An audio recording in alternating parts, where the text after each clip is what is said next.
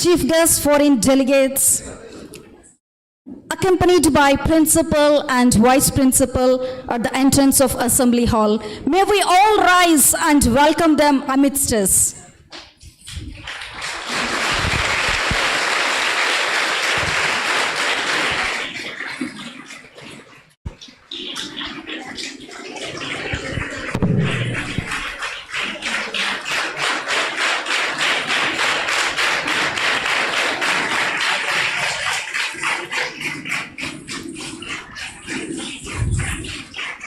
Honorable Vice Chancellor, Cluster University Professor DVR Sai Gopal Garu, Honorable Vice Chancellor Dr. Abdul Haq Urdu University, Professor P. Fazil Rahman Garu, Professor Syed Samiuddin Mazamul Garu, Principal Usmania College, Dr. VVS Kumar Garu, Principal KVR Government College for Women, distinguished foreign delegates, Assistant Professor Abdul Tamim Sir, Afghanistan, and Assistant Professor Grace Johane Madam, Vice Principal Srimati Devika Madam Garu, Convener Dr. MC Sahitya Garu, galaxy of intellectuals, learned colleagues, luminaries, renowned, knowledgeable, and remarkable, treasured guests, cherished faculty, non-teaching staff, lights of the town, supportive stakeholders, vibrant students, press and electronic media. A pleasant morning to one and all present here. I am G. Radharamani, lecturer in history. On behalf of KVR Government Degree College for Women, Kurnool, welcome you all to this inaugural program of ICSSR sponsored two-day international seminar on the Israeli-Palestinian Imbroglio-Issues and Players, Multipronged Strategies for Dispute Resolution, organized by the Department of Political Science. Great things happen when there is a gathering of great minds. This seminar will provide you to share knowledge and insights as we have participants from different places, and I wish you a pleasant and fruitful stay during your time in KVR College. To begin this propitious occasion, may I invite Lakshmi and co-group to invoke the Almighty.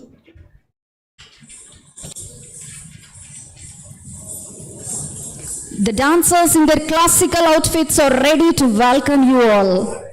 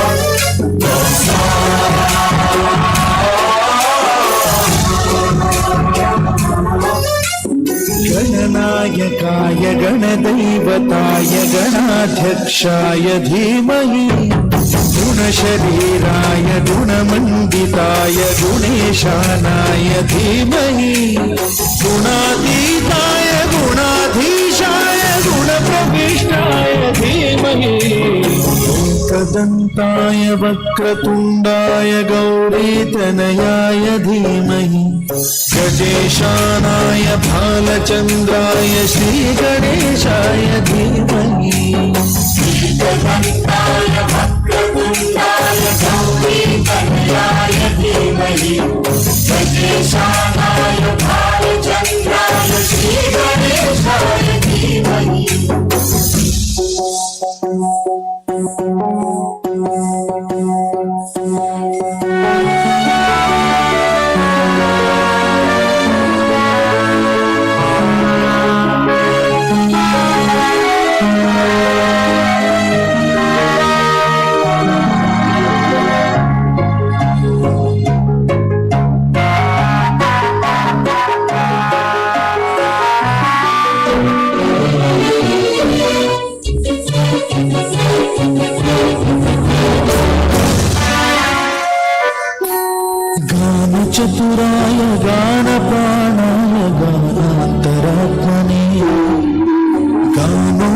सुखाय गानमत्ताय गानोत्सुक मनसे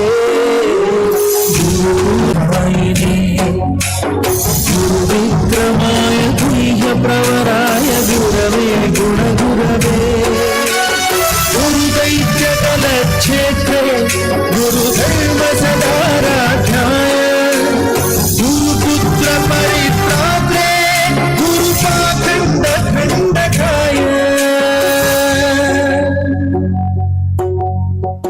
गीतसाराय गीततत्त्वाय गीतगोत्राय धीमहि गूढगुल्फाय गन्धमट्टाय भोजयप्रदाय धीमहि गुणातीताय गुणाधीशाय गुणप्रविशाय धीमहि सर्वराजाय गन्धाय सर्वदानश्रवणप्रणयिने रागाय ग्रन्थाय गीताय ग्रन्थार्थतत्त्वये गुणवते गणपतये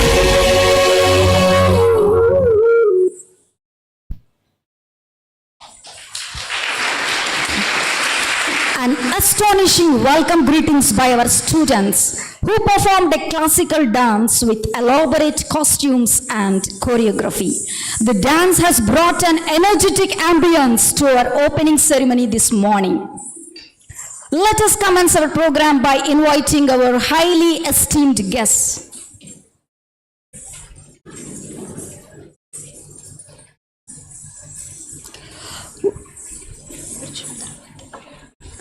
We feel honored to welcome Professor G.V.R. Sai Gopal Garu, Honorable Vice Chancellor, Clustered University, Kurnool, who is a man of distinct vision and the fountainhead of illuminating ideas, and who is relentlessly striving to develop the three constituent colleges of Clustered University, under whose able reign the glory of these three constituent colleges is reaching its zenith.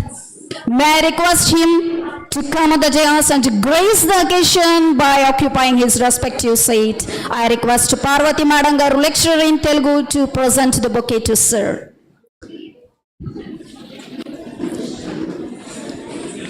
With equal pleasure, I invite Professor P.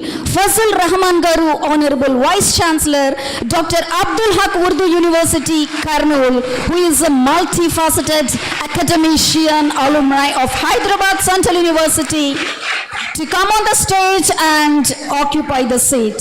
It's a moment of exquisite delight for us to welcome you, sir. May I request Srimati Sunita Madam Garu, lecturer in botany, to welcome sir with a bouquet.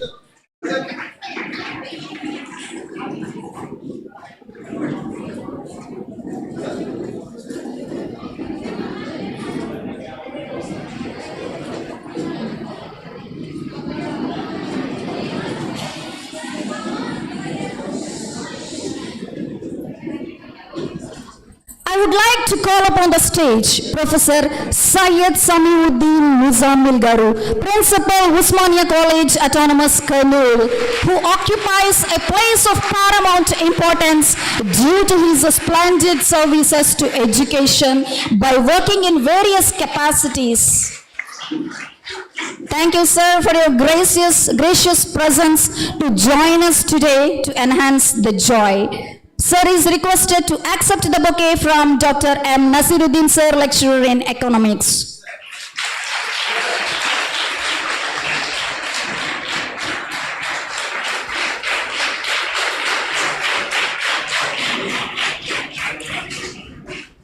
Let us welcome Dr. VVS Kumar Garu, FSC Principal, KVR Government College for Women, and who is also the Principal of Silver Jubilee Government College, to please come on the dais. Sir has worked in various capacities in higher education. I request Dr. G. Sitama ma'am, lecturer in zoology, to hand over the bouquet to sir.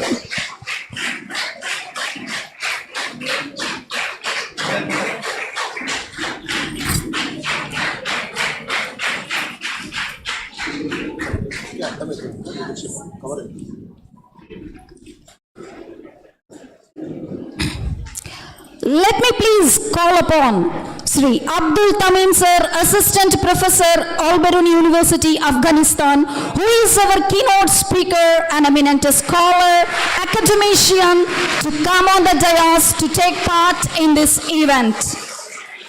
May I request Dr. Muhammad Qasim Moinuddin Garu, lecturer in Arabic, to welcome Sir with a bouquet.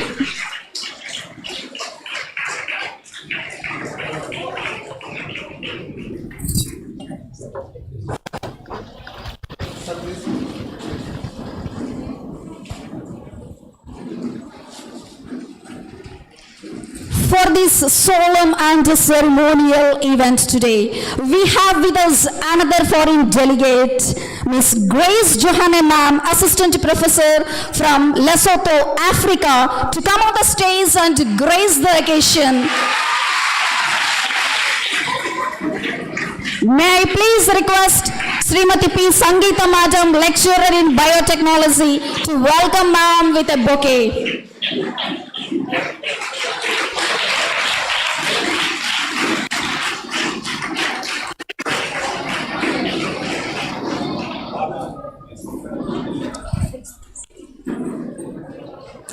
I'm glad to invite Srimati Dr. B. Devika Rani Garu, Vice Principal, KVR Government College for Women, to come on the dais.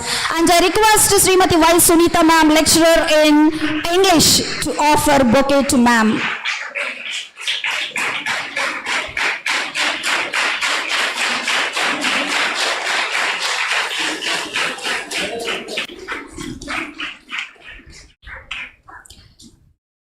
I would like to take the opportunity to extend a warm welcome to the convener of this program, Dr. M.C. Sahitya, HOD, Political Science, KVR Government College for Women, to come on the dais.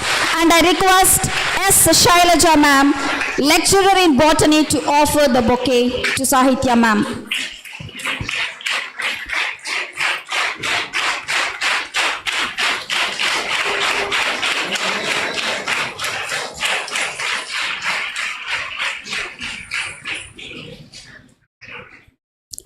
Let us commence the program with a prayer song by Padma II BJC. And I request all to rise for the prayer.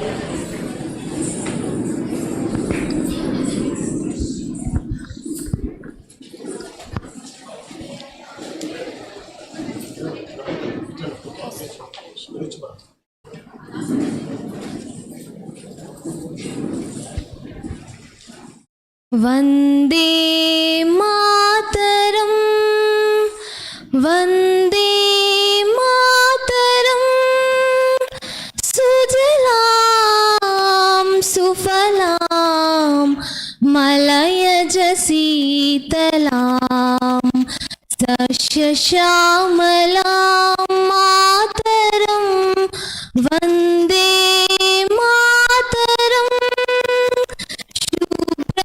Jyotsna पुलकितयामिनीं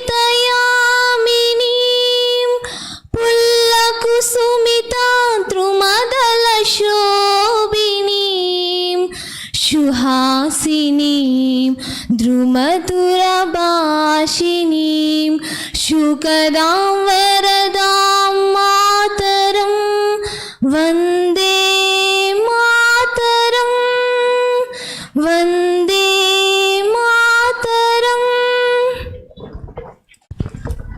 Beautiful rendition. Thank you, Padma. May I now invite all the dignitaries on the stage to please proceed to the traditional lamp. We'll have our traditional auspicious lamp lighting ceremony, Jyoti Prajwalana. आरोग्यं धनसम्पदः शुभं कुरुत्वं कल्याणम् आरोग्यं धनसम्पदः शत्रुबुद्धिविनाशाय. Salutations to the light of the lamp, which brings auspiciousness, health and prosperity, and destroy inimical feelings. दीपज्योतिर्जनार्दनः दीपज्योतिर्परब्रह्म दीपज्योतिर्जनार्दनः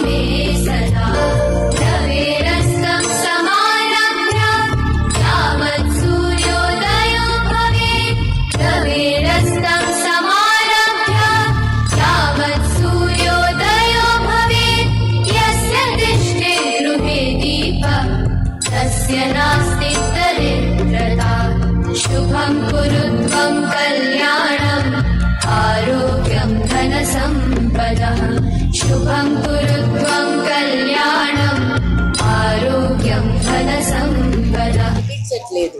పొట్టిగా ఉన్నాను madam. ఒక stool వేసుకోవాలి.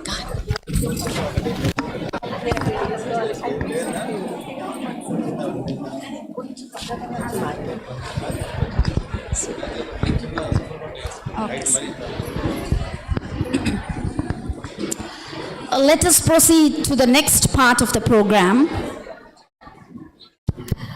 At this moment, may I call our principal, Dr. VVS Kumar sir, for his opening remarks.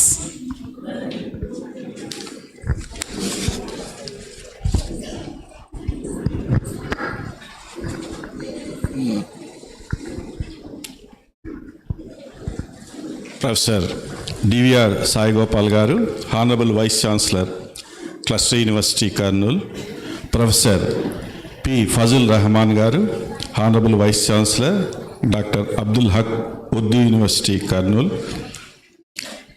Professor Syed Samiuddin Muzamil, Principal, Osmania College, Kurnool, Vice Principal Devika Rani, KVR College, Kurnool, Convener of Seminar, Dr. M.C. Sahitya, in charge of the Department Political Science, KVR College, Kurnool, foreign delegates, Abdul Tamim, Assistant Professor, Al-Biruni University, Afghanistan, George John, Assistant Professor from Africa, delegates from different colleges, staff of this college, research scholars, my dear students, good morning to all.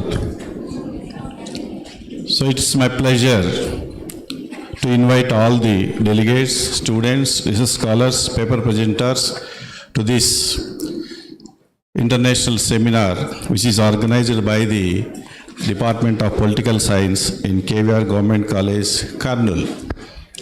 I took charge as FSC principal on 13th October 2023. So within a short period, Dr. Sahitya came to me that I would like to conduct or organize an international seminar in KVR College in the Department of Political Science. I told her that it is very short time. How is it possible, Sahitya? No, sir. I will do, I can do. So that's why immediately I accepted. So almost all the steps, the arrangements, everything, she did very well. And ICSSR sponsored this international seminar. So first I congratulate Dr. Sahitya for organizing this international seminar under my principalship of FSC principalship of KVR College, Kurnool. So congratulations, Sahitya.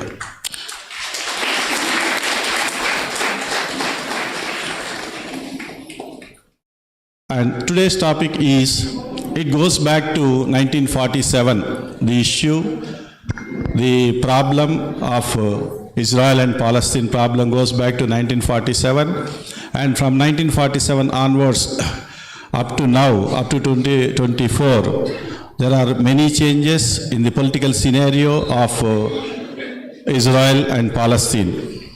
So there are many wars, there are many people lost their lives during these issues. So the main theme and intention of this seminar is to enlighten the political impact, social impact, economic impact between these two countries, Israel and Palestine, to the other countries of the world and the entire Europe. So USA, UN and other European countries and the East Asian countries, there was a lot of impact on the issue of Israel and Palestine. So now we are here for 2 days, 22nd February and 23rd February. Many papers were published in the book prepared by the Department of Political Science under this international seminar, and many paper presenters are going to present their papers from after the inaugural session on 22nd and 23rd. So The outcome of this seminar is to give some solutions to solve the issue of Israel and Palestine. That is the main motto, the main intention. Mainly socio-economic, political impact of the Palestinian-Israel issue.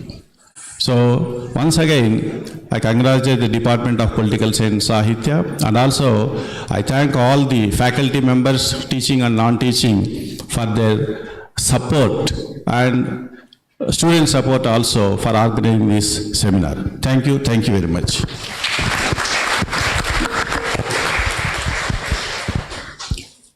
Thank you, sir. Next, convener's report on seminar by Dr. M.C. Sahitya Garu.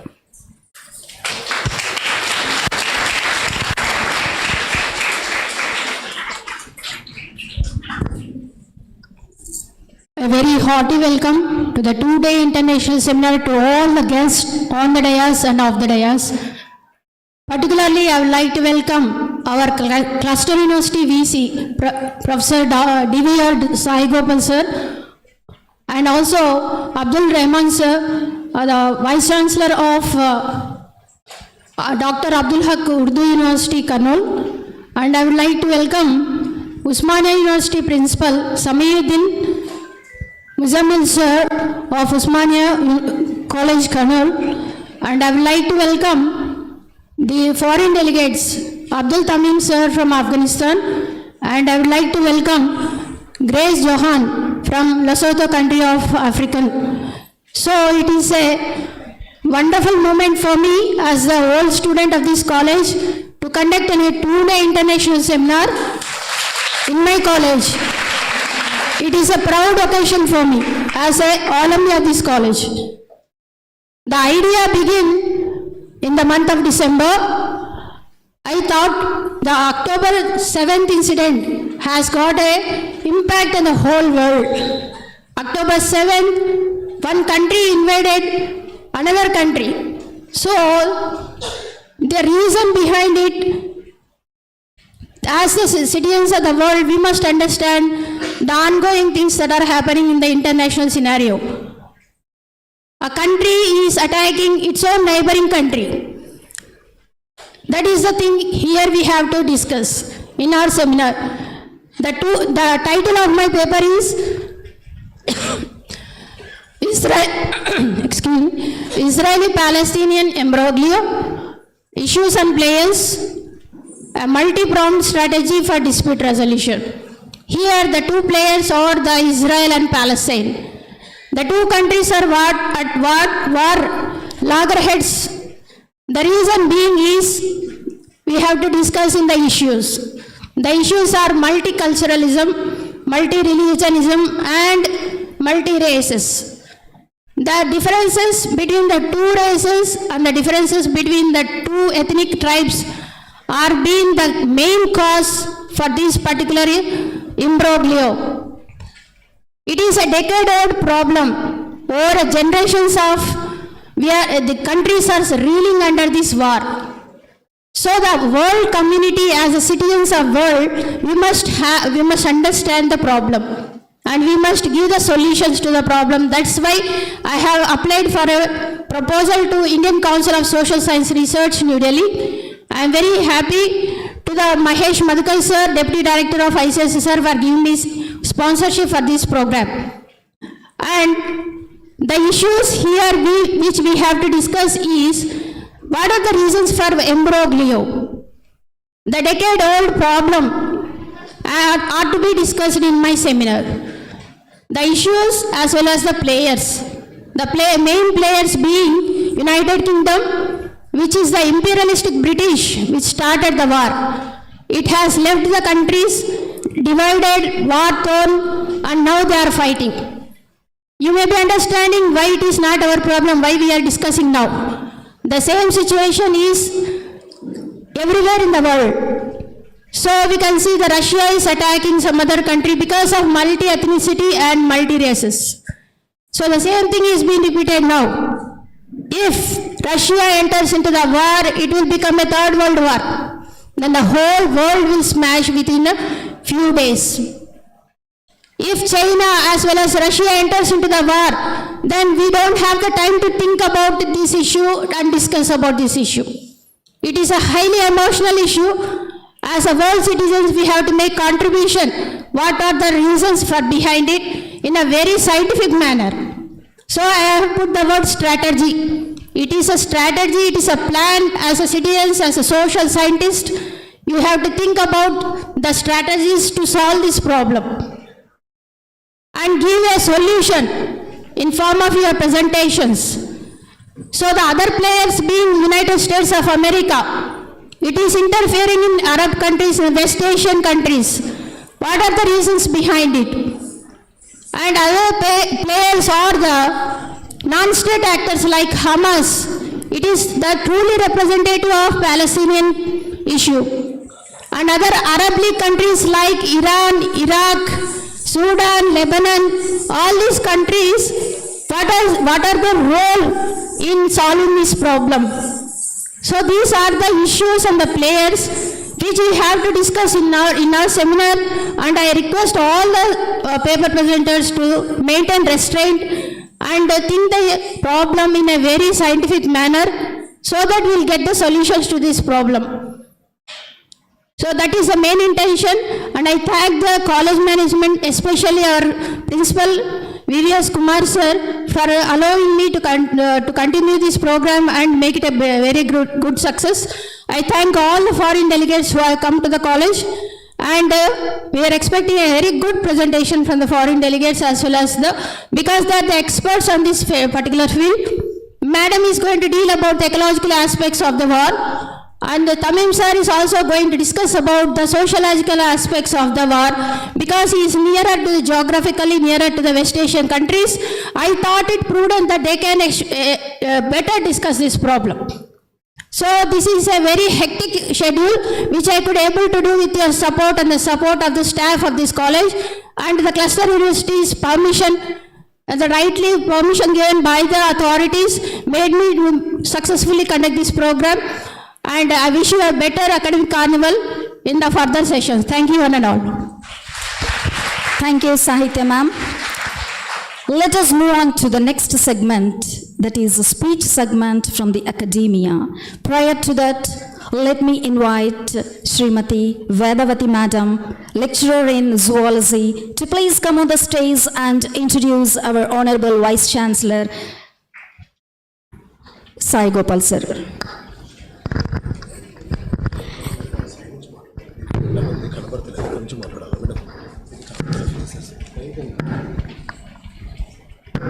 Respected luminaries on the dais, chief guest of today's function, our beloved principal sir, vice principal madam, cherished faculty members, students, non-teaching staff and other invitees, good morning to you all. I am B. Vedavati, working as a lecturer in zoology of this institution. We are honored this beautiful morning by the presence of our Honorable Vice Chancellor sir, Professor D.V.R. Sai Gopal sir. Professor D.V.R. Sai Gopal sir, working as a Vice Chancellor of Cluster University currently, Kurnool.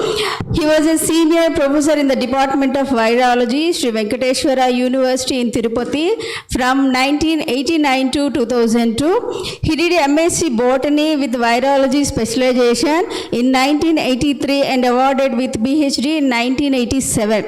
Later, he did the job as a scientist in Indian Cardamom Research Institute Spices Board, which is under Ministry of Commerce, Government of India at Kerala from 1987 to 1988. In 1988, joined as an assistant professor and promoted as an associate professor. Later, became as a direct professor in 2006 at SV University, Tirupati. He worked as a coordinator and later became as a head department of virology and microbiology departments respectively. And he also acted as a chairman BOS in microbiology and industrial microbiology course. He acted as one of the one of the Indian coordinators for Erasmus Munda's BRAVE program. He acted as an academic senate member of SV University Tirupati for 5 years, and Sir acted as a BOS in microbiology for Vikram Simhapuri University in Nellore also, and acted as a member in BOS at various universities in Andhra Pradesh, Tamil Nadu and Karnataka. Sai Gopal sir has visited USA, Philippines, Athens and Tokyo countries on academic activities. In 2017, sir has received Best Teacher Award given by the government of Andhra Pradesh, and Sir Power Professor D.V.R. Sai Gopal sir has published 155 research publications in indexed journals both of national and international level of the citation. 1468 and index is 19 and I-10 index 42. He co-authored 6 textbooks and 2 lab manuals at national level and 2 books at international level, guided 22 PhD students for the last 31 years. Sir is an additional board member in 5 international journals and 6 national journals. He registered more than 2 patents, applied for 4 patents also. He organized 3 international conferences, 10 national conferences, symposiums and more than 30 national workshops, training programs at SV University. The presence of such an eminent personality in today's function is a blessing to us. In this, I request wholeheartedly with our Honorable Vice Chancellor sir, who has a wealth of experience and knowledge, that they will sharp us today. I request you, sir. Thank you, sir. Thank you, Vedamati ma'am. Let's welcome our successful administrator, Honorable Vice Chancellor, Professor Sai Gopal sir garu, who is a sanguine to deliver his message in this inaugural program. How much time? Yeah, okay. So, thank you for the introduction of mine. So, I am happy to associate in this August the science week, and I can say this is a political science. I can treat it as a science, which is a international seminar is organizing by Political Science Department, KVR College, which is a constituent college of the cluster university. So here the main concept which Sahitya came and approached me regarding this title, then I said this title gives lot of solutions and then resolutions of the humanity, because this is a special case in the world history. Probably this is one of the title which can give a long history in the world. So this way she explained, and I said it's very good for the interaction and make solutions for this. So it is nice Sahitya which is making this program very successfully. So good morning all the officials on the dais, my good friend Professor Fazal Rahman ji, who is the Vice Chancellor of the Abdul Haq University, son of the soil, and his classmate, his close friend, and Principal of Usmania College. So then our President of the function, Professor Dr. V.S. Kumar Garu, and the Vice Principal, Madam, and the foreign delegates who came here. And now to grace the occasion, they are going to give a very good topics on this, especially the Israel-Palestine conflict, because they are the apt people. On behalf of the Cluster University, we welcome you, and we are happy to see the galaxy of the people in the delegations and deliberations of these 2 days. So once I can see the especially the title of this seminar. So I said this is one of the burning issues in the global level. Everybody should discuss and think about the what are different solutions for this, because this is a very discussive, deliberative issue. Especially, it is one of the longest conflicts in the world. So the ongoing war between military and political conflict from the last century. So especially here in this conflict, there are different solutions as came by different organizations throughout the world. I think the eminent people, they discuss on this, because the main, the conflict was originated from the Zionist movement, which is the Zionist movement where this Israel conflict has started, and later it has gone to different levels of the issues, like what you can call as the Balfour Declaration, Arab Revolt, and also which can explain partition plan of the Palestine war, Six-Day War, and Yom Kippur War, lot of Lebanon war, several chronological events has happened in this conflict. That is what you can call as the first Intifada, second, and Fatah. There are different conflict has came, and the splits also came. So for solutions also, several solutions they got.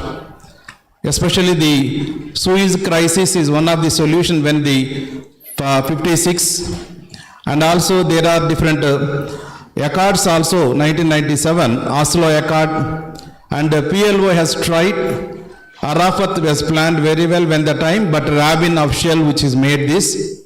Like that, there are different issues with solutions as deliberated, but still they are going on.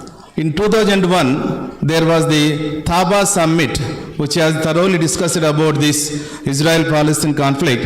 I hope these 2 days deliberations can also make a solution, or which can be discussed about this, what you can call as the multi-project strategies, which can discuss in this conference or in the seminar, and you can make a roadmap, and that roadmap you can send your recommendations to the government of India, because the foreign delegates are came, and also which are the faculty members of different organizations are here.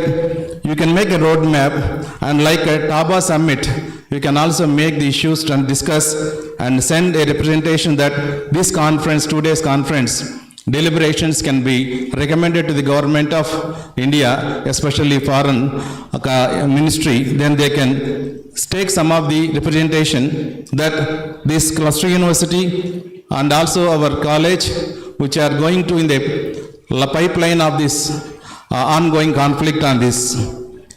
So like that, there is a Arabic peace initiatives also started, and they are going on, and UU quartet also they are making. But after coming the Modi, so he has also made lot of Indian solutions made for this Israel-Palestine Imbroglio concept.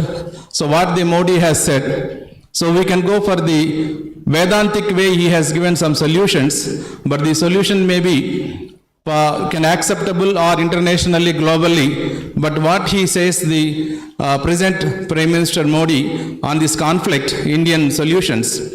So the Vedantic values of the universal humanism, Vasudhaiva Kutumbam, and Sarvodharma Sambhavam, and what you can call as the truth is on, the wise perceive it differently. Like that, Ekam Sat Vipra Bahuda Vadanti. So like that, international deliberations, Indian solutions has given some resolutions they made and send it, but this may be accept or not, which can make a shaping the temperament of this tolerance, and also the acceptance and coexistence of the countries, especially on the demographic and also in the overall geographic regions. Initially there are long issues are there, but what they say is from Indian side, so a friendly way you can collaborate, friendly way, coexistence way, because you are the human beings on behalf of the political scenario, on behalf of the military, the what you can call as the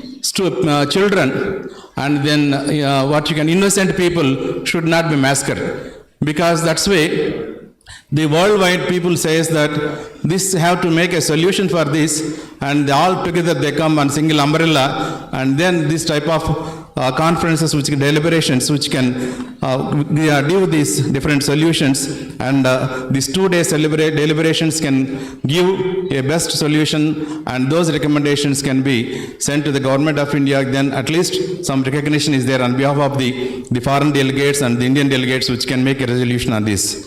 With this brief introduction, I am happy to see this international the seminar first time in the Cluster University, which is organized by Dr. Sahitya, and also the ICSR has given good support. So this is a what you can call as to start up to make big way the seminars, conferences and workshops, which can enlighten the not only faculty, should enlighten the students how this conference will be there, how the seminar will be there, how the workshop, and also like that there are different dimensions of the interactions, can give more knowledge to the young faculty and budding students, which can learn and interact in a better way. I am highly thankful to the organizing committee, which has given opportunity to make few points in this August function. Thank you for all. Thank you for giving me. I think these 2 days celebration we can enjoy in this KVR college. Thank you. Thank you, sir. Thank you so much, and your presence is much valid to us, sir. Let us have the privilege of listening to the message of Honorable Vice Chancellor Dr. Abdul Haq, Urdu University, Professor P. Fazal Rahman Garu, and I request S.M. Basha sir, lecturer in English, to introduce Honorable Vice Chancellor.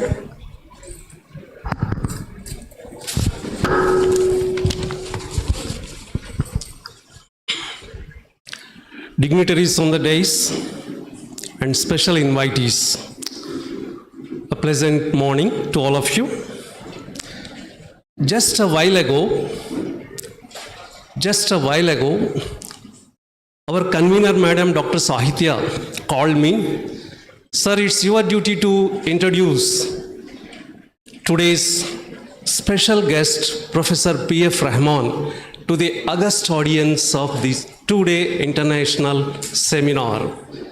I was bewildered. I was nonplussed for a while. How could I introduce such a great academic celebrity to all of you? But anyway, I could muster my courage and I stand before you, considering this a rarest of the rare privilege to introduce such a great person, Professor P.F. Rahman. I am reminded of the beautiful lines by Thomas Gray. Full many a gem of purest ray serene, the dark unfathomed caves of ocean bare. Full many a flower is born to blush unseen and waste its fragrance on the desert's air. But this flower holds objection to the immortal lines of Thomas Gray.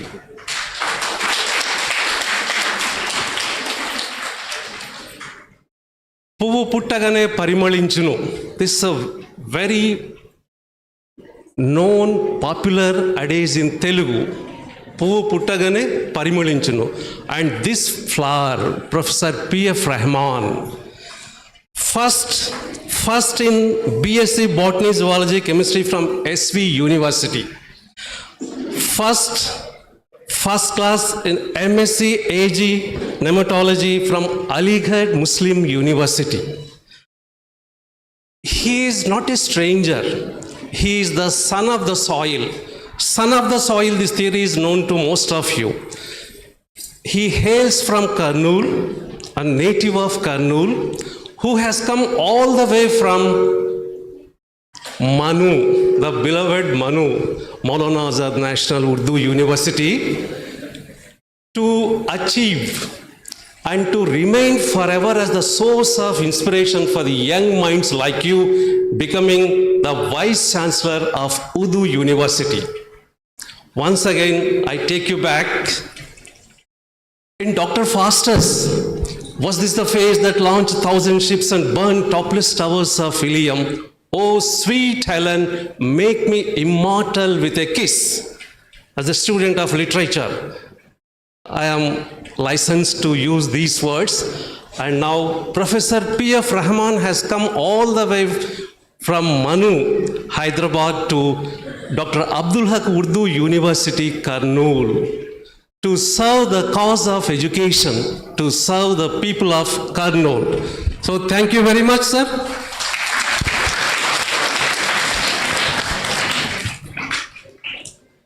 We are happy with a single fellowship. Just a summer fellowship, maybe for the students or for the faculty, maybe one single fellowship. But here is a man with a simple living and high thinking who has done number of fellowships. International fellowship from Indian National Science Academy under Scientist Exchange Program of Indian National Science Academy in New Delhi, Royal Society, United Kingdom, and Research Associate CSIR, New Delhi, and Senior Research Fellow CSIR, New Delhi, Department of Zoology, Aligarh Muslim University, and Senior Research Fellow ICR Project 1987-1990, Department of Zoology. Just like if I keep on telling you so many things, and this voluminous profile of Professor P.F. Rahman, which was handed over to me by Dr. Sahitya, I think it would be 5 o'clock. So I don't want to interfere. Khamaka mai kyun aapka waqt jaya karu when our Afzal Fazlur Rahman is with us. Sir, we extend a hearty welcome. But any faculty member across the nation, in the entire India, should never have missed an opportunity of doing either orientation course or refresher course under your esteemed guidance, because he was there at Manu as the director of Human Resources Development Center, HRDC as we call it, and our Professor Samiuddin Muzammil Sahab, the principal of Usmania College, and me. That's I too had the fortune of doing 2 refresher courses with our esteemed chief guest, Professor P.F. Rahman Sahab. Sir, what else I can add to your glory? What else I can say regarding your popularity and personality so far as the entire nation is concerned? And every academician knows him. He is an academic celebrity. So let me not tell you about his academic and Usmania College got A grade under his guidance. And even just some of you don't know perhaps here, just KVR College also sought certain clarifications regarding NAC preparation and other aspects during the reign of Dr. M. Indira Shanti Madam from Professor P.F. Rahman. We remain ever grateful to you, sir. Thank you very much. And then there are so many publications to his credit. The quality of a scholar is determined by the number of publications that he gets, or just he brings out in the academia. He has published hundreds of research papers, and he extended his research guidance to number of students. And regarding academic activities, achievements, they say this voluminous profile is with me, but I don't want to stand as a barrier between the message that is going to be delivered by our Professor P.F. Rahman and the introductory part that is given to me. So number of books are there. Whenever you grow in future, please don't miss the opportunity of reading his invaluable books. And I thank Sahitya Madam for giving me this opportunity. So once again, we extend a hearty welcome to you, sir. Thank you very much.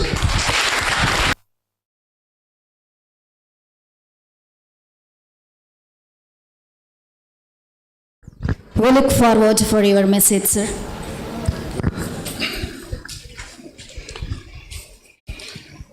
Honorable Vice Chancellor, my colleague Dr. Sai Gopal Garu, Dr. V.S. Kumar Garu, Principal of KVR College, my friend Samiuddin, the organizers of the program, and the Abdul Tamim from Afghanistan, and the lady from Africa, and the delegates on the dais and off the dais. Good morning. And I'm thankful to the organizers for inviting me to participate in this program, though I think myself and Sai Gopal Garu, technically we are not qualified to talk on these subjects because we are from science background. But this is one issue which has been causing a lot of problems to the world at large. The Israeli and Palestinian conflict is, if you see the Israel's history,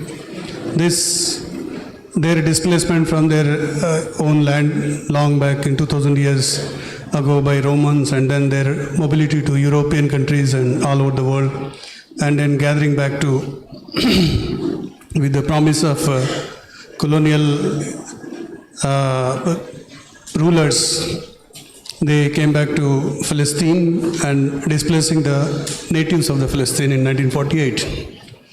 This history is all, we all know it. But the now issue is slowly after coming to Israel, the local people were displaced and they were made to suffer in several ways, as we see it.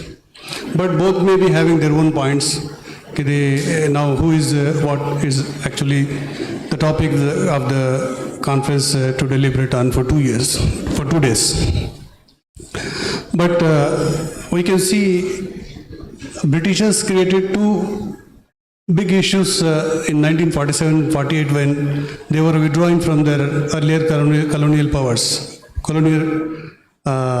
colonies. One is the creation of Kashmir problem for India, and second is the creation of Israel in Palestine land. These are the two major issues which are unsettled even now. This is the problem created by Britishers. Now, after more than 75 years also, these problems are not resolved in both places. We are suffering because of Kashmir, and the whole world is suffering because of Israel and Palestine conflict. I'm sure that these 2 days deliberations on issues and players and multi-pronged strategies for dispute resolution, the title is very attractive, and I'm sure that all the aspects of this great humanitarian crisis, which began in recent past on 7th October, and then the events happened on 7th October and then follow up. Now over 2 million people are now cornered, and the whole Gaza Strip is bombarded by Israel.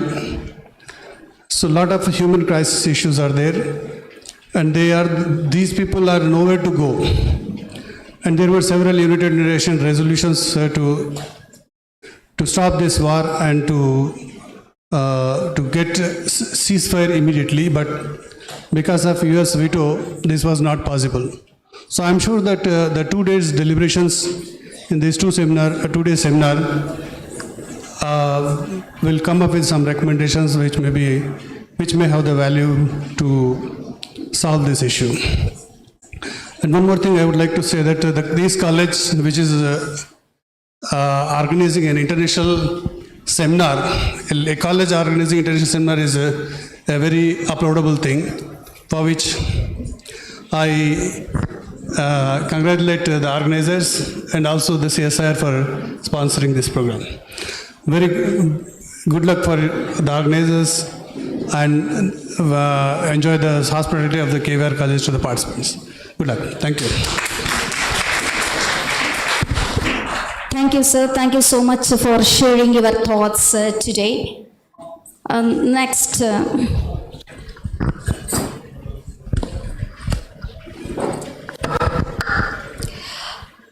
Next, I invite M. Jafrullah Beg sir, lecturer in English, to introduce Professor Syed Samiuddin Muzammil Garu, the principal of Usmania College.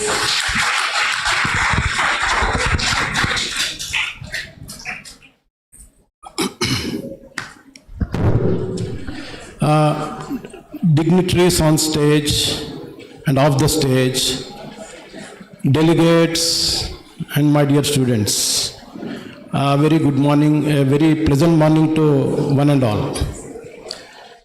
I estimate a privilege to introduce Professor Syed Samiuddin Muzammil, the principal of great Usmania College. And this professor is a close friend of mine and a colleague for more than 2.5 decades. We spent a lot of time together. Now he is occupying that coveted chair which was occupied by the superstars and legends. I mean the past legendary principals known for their scholarship. And to give a brief introduction about Syed Samiuddin Muzammil, he is a wordsmith, he is a silver-tongued orator. I think you know oratory, the power of oratory, that's what it can spell magic. That's what Obama did.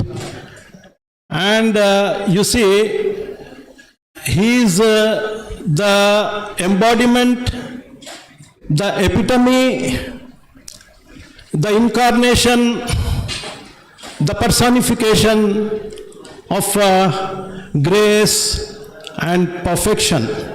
This is no exaggeration, friends. I am speaking from the heart. He has done wonderful, wonderful things. He is instrumental. Let me highlight this point about him. He is instrumental in getting A grade by NAC to our great Usmania College twice in succession. With his eloquent oratory, Churchillian oratory, I would prefer to call it. He resembles a Churchill. Now you are going to witness the Churchill in him. He is going to set the stage on fire metaphorically. Don't worry. Don't be afraid. He is not going to burn it. Burn it with his speech, with his message. And you see, whenever you listen to him, you are reminded of Mark Antony, who mesmerized the crowds, who made the people to revolt against. That is the power. That is the power of speech. He made a speech and changed the entire complexion of the situation so dramatically. It was pure, it was sheer magic. And whenever you listen to Professor Syed Samiuddin Muzammil, you will be reminded of Mark Antony. He does magic on stage and he is carrying forward the great legacy left behind by those superstars and legends, the past principals. Naturally and obviously, there will be gargantuan and humongous expectations from him. Nevertheless, so far, he has risen to the occasion. He has met the expectations of the management and with aplomb. And he is doing a great job, going great guns, I would say. And regarding our college and the kind of role he is playing, Friends, let me call him the Chanakya of Usmania College. He is the Chanakya. He is really the Chanakya. I'm not exaggerating, friends. Friends, I'm not exaggerating. I was with him for more than 25 years, I know. You don't know. He is the Chanakya of the great Usmania College. He weathered many a storm. He finds solution to any complex problem in a jiffy. He is so creative. He is so cerebral. And he is a troubleshooter for many complex problems. That's why he was elevated to the position of a principal. Not only that, he is an accomplished scholar. And if I keep waxing eloquent and lyrical about him, it takes a lot of time. There is paucity of time. I understand, friends. I understand the limitations of time. And he has so many achievements to his credit. And he is currently, Samyuddin Muzammil is currently the Deputy Director of Regional Center for Educational Development of Minorities, Government of AP. And he has been the coordinator of IQAC for more than a decade. Not a joke, friends. Not a joke. It's a great endeavor. And he is the coordinator of JKC for a very long time. He is the finance officer for 7 long years. HOD Department of English for 1.5 decades. Member Secretary, Academic Council. Member Secretary, Academic Council. Secretary, Alumni Association for, mind you, for 18 long years. It's a great journey. He is the coordinator for IGNO Study Center for 13 years.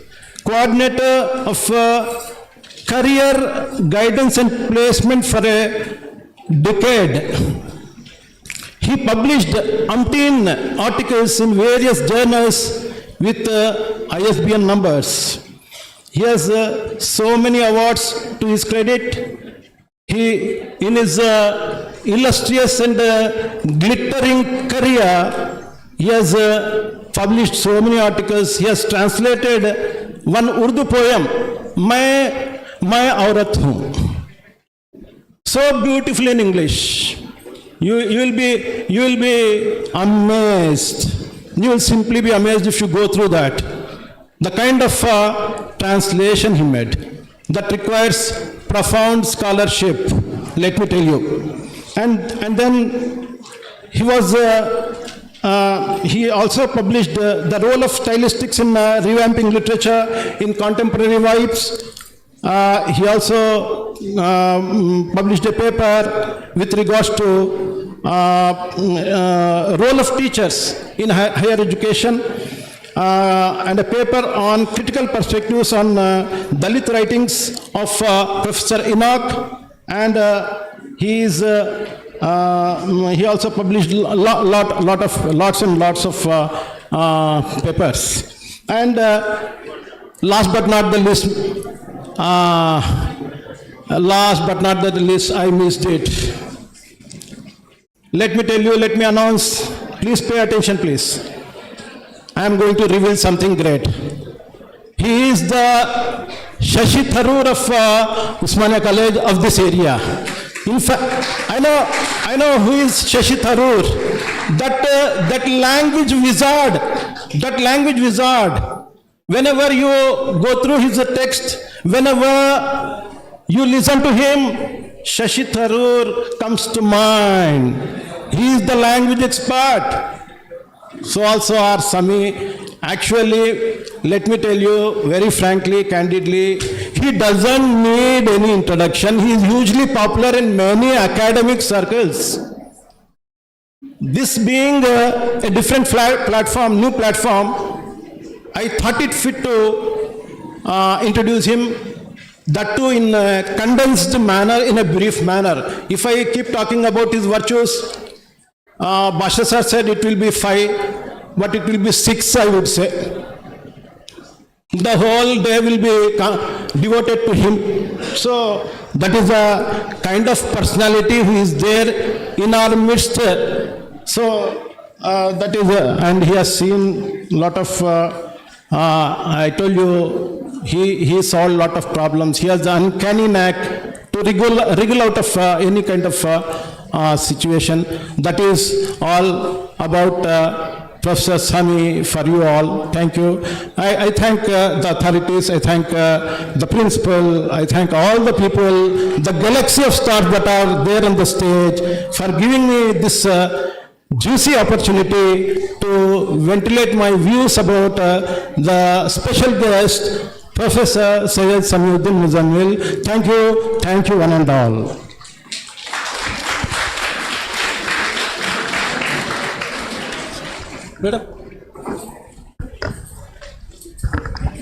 Let's welcome sir.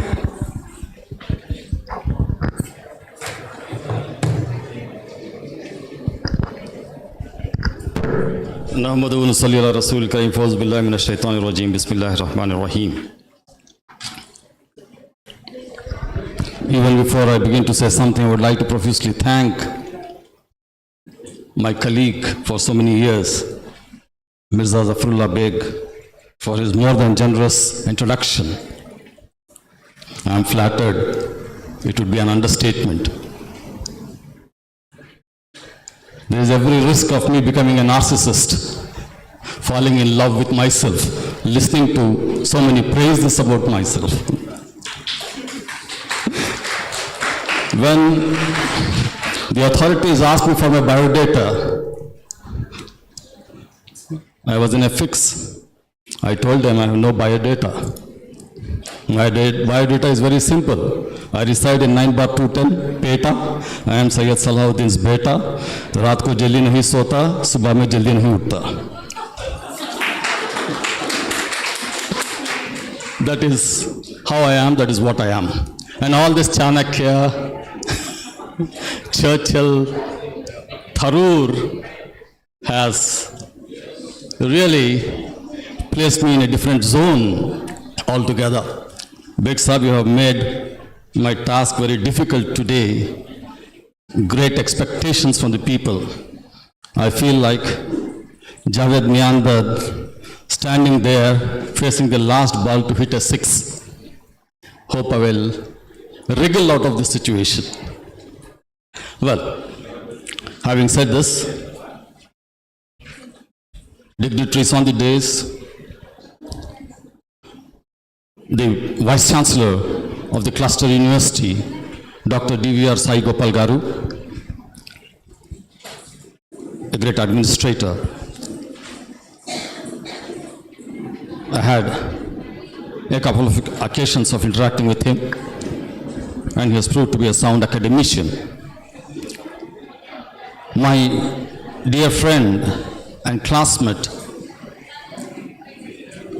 I am talking about Dr. Fazlur Rahman Sahab, Vice Chancellor, Dr. Abdul Haq, Urdu University, a product of Osmania, proud to say that. And he too, like me, is trying to wriggle out of the situation at Urdu University, striving every nerve, pouring in every sinew of his energy to take this university forward. Professor V.V.S. Kumar Garu, the principal of 2 prestigious colleges, KVR College and Silver Jubilee College. From this you can understand his mettle, his capacity at administration. and Madam MC Sahiti Garu, Dr. MC Sahiti Garu, the convener of today's seminar. A wonderful job, ma'am. And our guest from Afghanistan, Dr. Tamim Ahmed, a doctor in the making. Bet Salamat in Afghan, I think they greet you like that. Salamat. You come from the land of Khalid Hosseini, the kite runner. You come from the land of the thousand suns. You come from the glorious land of Afghanistan. You have come to Kurnool to speak about this subject. I thank you from the bottom of my heart. And Madam Grace Johan from Lesotho, Dumela. This is how you greet people in Lesotho. Now that the formalities are over, let me straight away jump into the role that I'm asked to play. Friends, Kurnoolians, and my dear countrymen, lend me your ears, for I come to speak and talk about Palestine, not to praise Palestine. For the evil that men do lives after them, the good is oft interred with their bones. So let it be with Palestine. The noble Bibi, Benjamin Netanyahu, has called Palestinians animals. And if Palestinians are animals, they have grievously wronged. And they have grievously answered for it. And Bibi is an honorable man. My friend Fazal Saab was just talking to me about Mark Antony, and this is what I have stolen from Mark Antony's funeral oration in Julius Caesar. And sure, Bibi Netanyahu is an honorable man, and they're all honorable men. Blinken, Biden, Rishi, Macron, all honorable men, who are sitting silent, muted, zipped, even when atrocities are going around them, even when mindless mayhem unfolds before them. They are sitting over the corpses of thousands and thousands of Palestinians, not saying a word. They are sitting over mounds and mounds of earth from the devastated, destroyed buildings that have been razed to the ground, not saying a word. Honorable men. When children are being brutally killed, when hospitals are being bombarded, schools destroyed, not a word. All honorable men. The world is seeing this orgy of violence, this mindless mayhem. It's watching. And it took one nation, South Africa, to go to the ICJ, branding Israel as a country which is practicing genocide. And I think in the same breath I would like to thank Madam Sahiti and the Department of Political Science, and the Principal and the Vice Chancellor of KVR College for picking up this topic, the Israeli-Palestinian Imbroglio-Issues and play as a multi-pronged strategy for dispute resolution. If I were willing to be a hat today, I would have doffed it for you, Madam, for the wonderful topic you have selected.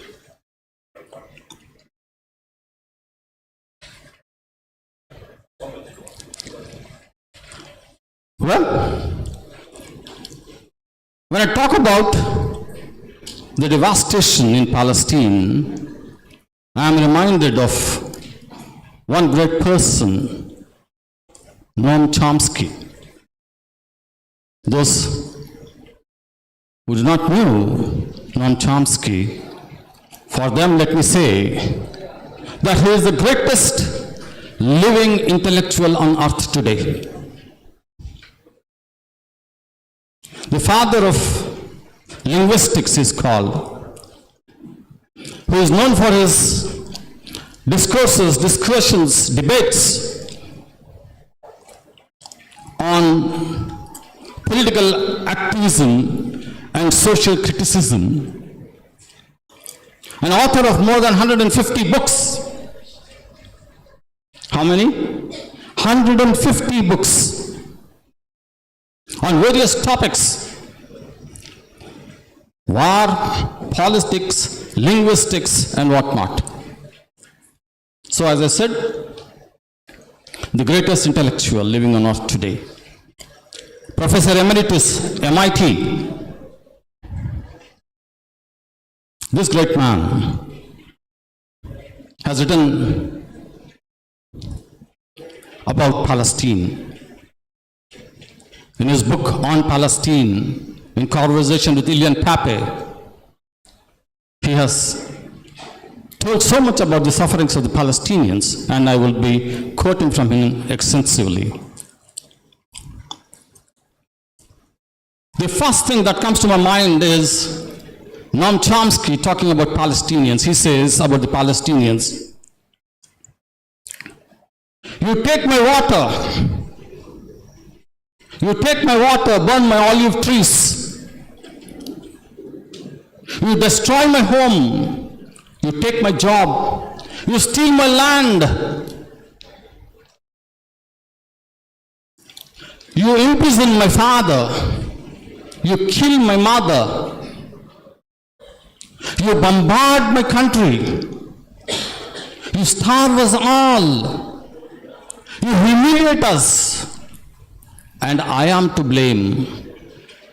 And the Palestinians saying, "And I am to blame." And what do?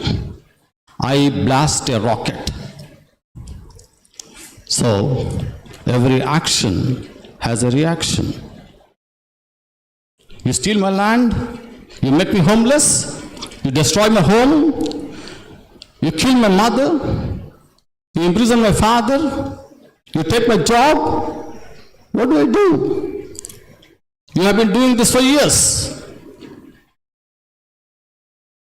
I can't retaliate, but I can't keep quiet either. Quiet for quiet is not the answer. I blast a rocket. And this is exactly what happened on the 7th of October, 2023. But not one rocket, but a barrage of rockets fired. More than 5,000 rockets on that fateful morning of 7th October 2023, as the Israeli nation was sleeping. They were still in their bed. At 6:33 a.m. to be precise, the air sirens started blaring. The Israelis were roughly awakened up from their sleep, from their slumber. They were caught unawares. They were caught off guard. Rockets raining all over the place. 5,000 rockets in 20 minutes.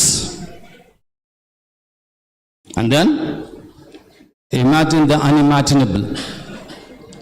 The bulldozers breaking down the barriers in Gaza. And the Palestinians riding on motorcycles,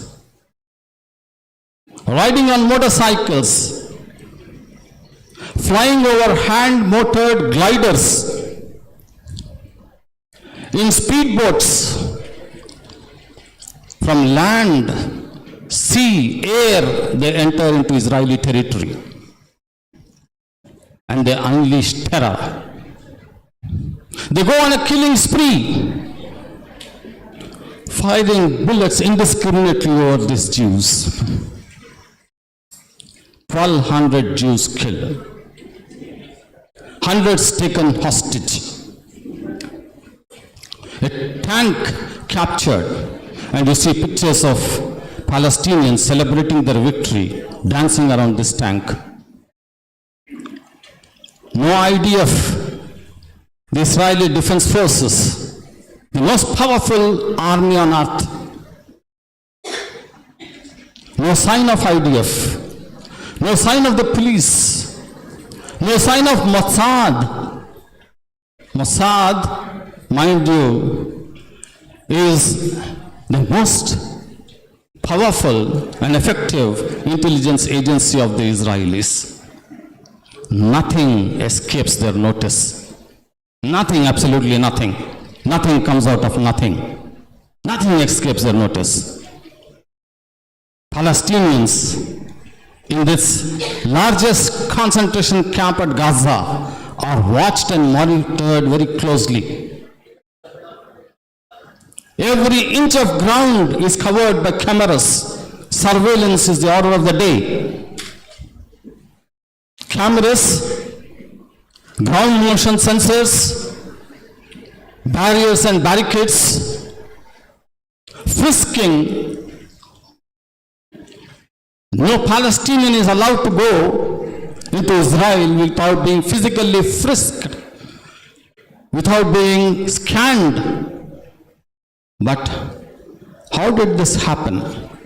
Was it a massive intelligence failure by the Mossad? Again, were they caught napping?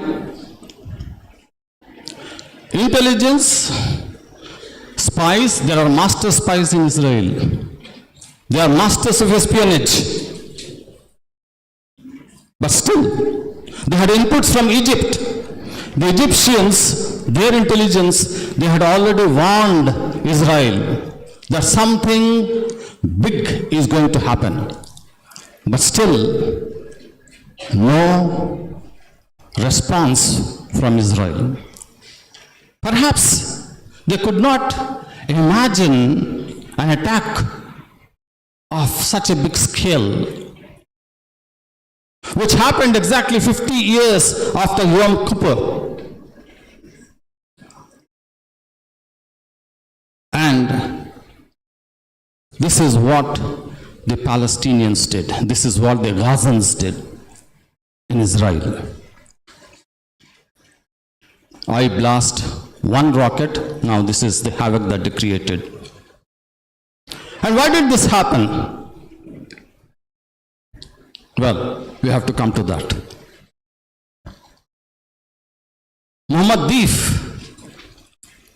a commander, a powerful commander of Hamas, he says that this is Operation Al-Aqsa Flood. Operation Al-Aqsa Flood. We are retaliating for what the Jews have done to us. And then Mahmoud Abbas,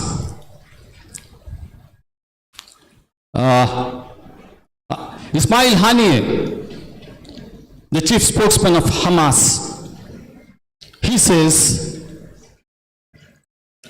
my dear Arab brethren, this entity called Israel is no longer going to protect you. An entity which cannot defend itself, how do you think it's going to protect you? All the treaties, all the peace agreements that you have entered with this entity, they stand cancelled today. Enough is enough, he says. He thunders. Now is the time for war. Now is the time to release our Palestinian brothers who are languishing in Israeli jails. This is Ismail Haniyeh. Will the Israelis keep quiet? Benjamin Netanyahu proclaims, my dear citizens of Israel, we are at war and we are not going to stop until Hamas is destroyed. Is you gallant? One minister, he he says that Palestinians have made a very grave mistake and they are going to pay for it. War starts immediately on the very 7th of October, when the Palestinians overjoyed, rejoicing over their short-lived triumph. When they not even reach their homes, Israel retaliates. Oh, how does it retaliate? Massive retaliation. On one day, on the very first day of this retaliation, more than 230 Palestinians were killed. Palestine was bombarded continuously for hours together. People, Palestinians, they said, we have never seen this kind of a war.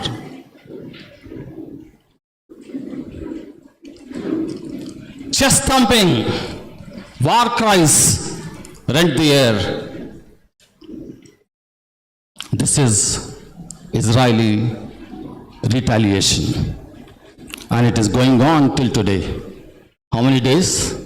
7th October 2023 to 22nd February 2024, 138 days. 138 days of civilian slaughter, the highest raid of civilian slaughter in the 21st century. Israel killing more than 29,319 people as of today.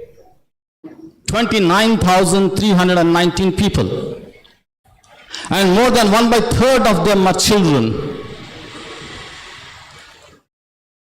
10,000 children killed, more than 10,000 killed. UNICEF has called Gaza as a graveyard of children. 138 days of dropping more than hundreds of 2,000-pound bombs, hundreds of times, over spaces crammed with Palestinians who were seeking shelter, murdering them in that ever-killing, ever-shrinking cages that they were imprisoned in, ensuring quality and deliberate destruction of life. 138 days of burning children's flesh down to the bare bones using illegal white phosphorus. Imagine. Children coming out of their homes with their bodies scarred, scalded, burnt. Imagine their plight. What have they done? Yes, they have to. They have to pay a heavy price.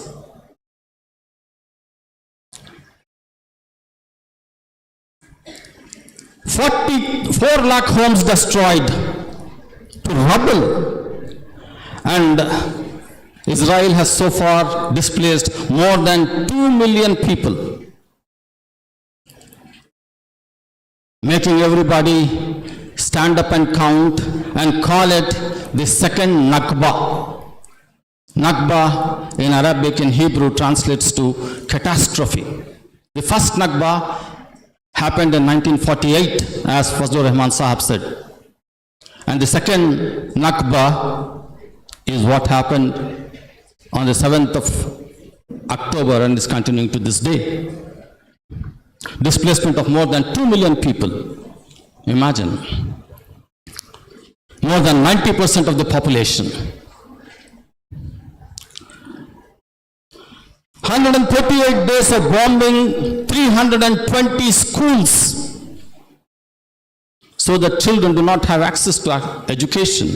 There are no schools to attend. Children misty-eyed, teared up, looking at their beautiful, lovely, beloved school buildings crumbling down to dust. Nowhere to go, nowhere to study. A generation is lost.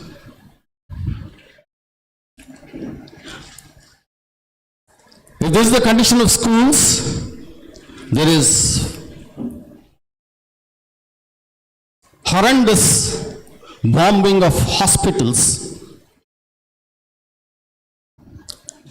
decimating the entire healthcare system. Every clinic, every hospital bombarded. 637 doctors and healthcare professionals killed. And entire stocks of medicine burned. More than 60,000 people injured or maimed, left there to die slowly, a death of pain and suffering.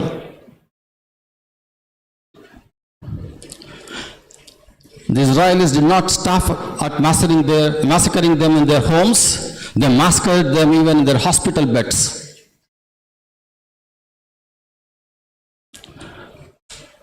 "139 days of bombing bakeries and purposefully denying aid trucks sent from various countries, not allowing them to enter from Rafah, the crossing at the Egypt-Gaza border. Destroying and burning food stocks. The entire, imagine this, the civilian population of 2.3 million is mass starved.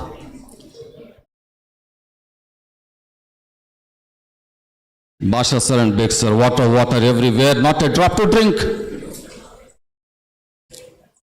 Children, dismembered, limbs, crawling on the floor, searching for crumbs of food, searching for lumps of leftover to feed themselves. Mothers coming, shrieking out of their homes saying, "My children died." They died without a morsel in their stomachs. The hunger crimes. Soldiers opening fire indiscriminately on people who had gone out to fetch food for the starving families. And there is a statistic, a horrific statistic. More than 80% of the starving people in the world are now in Gaza. They are going without food. 9 out of 10 speaking in Gaza go to sleep on an empty stomach. Israel using starvation as a weapon of genocide. Highest number of journalists murdered in the history. An Al Jazeera cameraman loses 10 members of his family in this dastardly bombing. Journalists not allowed to enter into Gaza and report the truth. Only 6 ambulances left to cater to the medical needs of 2.3 million people. These are all statistics. These are all just mere numbers for us, but imagine the plight of these people. They're suffering a lot. Is this justified? Is this proportion justified? Is this defense? You have to decide.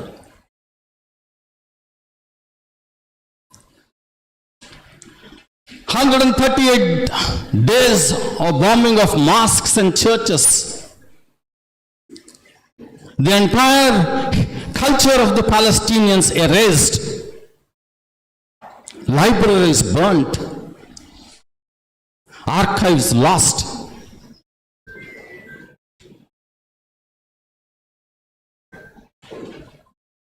brilliant scholars, poets, accomplished intellectuals shot soft targets. They are picked up. They are picked up and shot. And the Israelis say that this is what they do with soft targets. They have their priority to shock the Palestinians, and they are indeed shocked. The children are stunned. 80% of the children are suffering from PTSD, post-traumatic stress disorder. Those ghastly scenes of devastation, that gory scenes of blood, they are not able to shut out their mind from these ghastly scenes. Parents killed before children, children waving white flags killed before their parents. So, 138 days. The elders and the disabled assaulted and raped. Cemeteries are also not spared. They are pulverizing cemeteries, bombing graveyards, ripping open caskets. Even in death, the Palestinians do not have respect.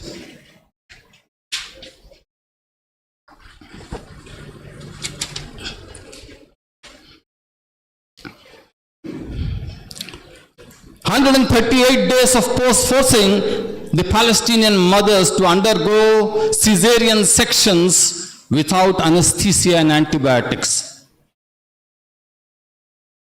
Doctors performing in the lights coming out of their mobile phones.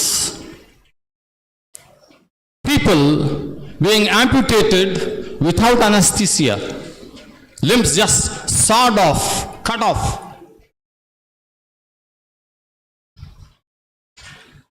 Children crushed, neighborhoods crushed. An Israeli soldier blows out an entire community, records this and sends it as a gift on his wife's birthday. What can be more heinous than this?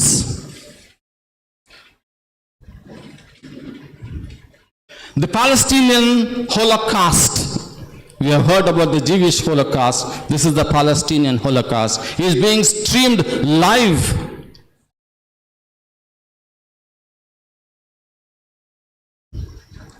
Internet cut off, telecommunications cut off, power cut off, plunged in darkness, killed in darkness. They don't even know where death is coming from.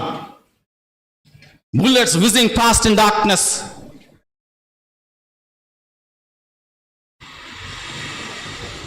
And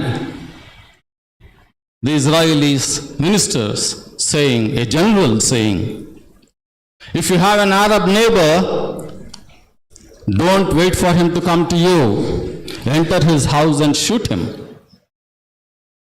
This is on record.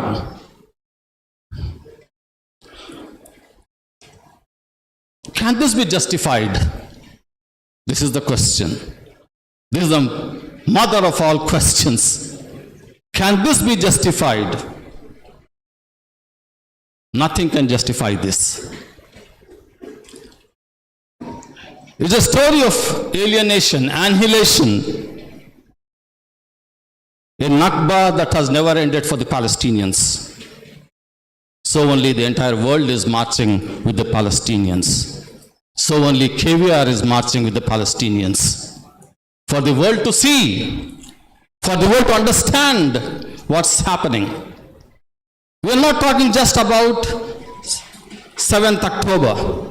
We are talking something which started even before 7th October.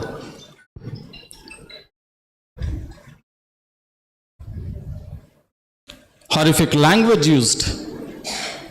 Language professors, Basha sir and Beg sir. Animals.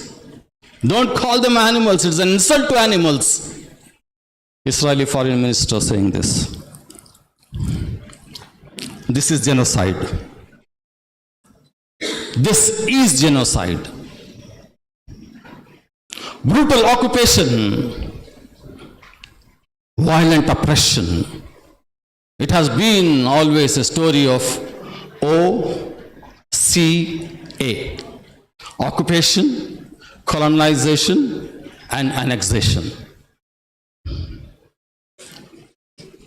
To understand this, we have to go back in history. Chronology ko samjho. 1993, Israel and Palestine were very close towards a settlement, but it was not to be. Thousands of years of the persecution of Jews. Christians believe that Jesus Christ was born in a Jewish family and he was crucified by the Jews. You all must be reminded of Pilate, who washed his hands off after the crucifixion of Jesus Christ, and he said, "O Lord, forgive them, for they know not what they are doing." And in the crusades that followed, it was hundreds of Jews who were killed and exterminated, persecuted. There were rumors floating in the 19th century, early 19th century, that Jews are vampires. They suck the blood of people. The Jews massacre children. The Jews offer children as offerings to their gods at the altars of their worship.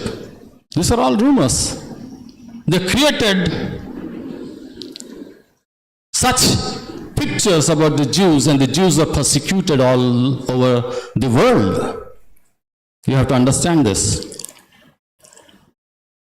And the Jews, they were feeling that no country is going to accept us. No country is going to accept us. We need to have a country of our own. We need to have a country of our own.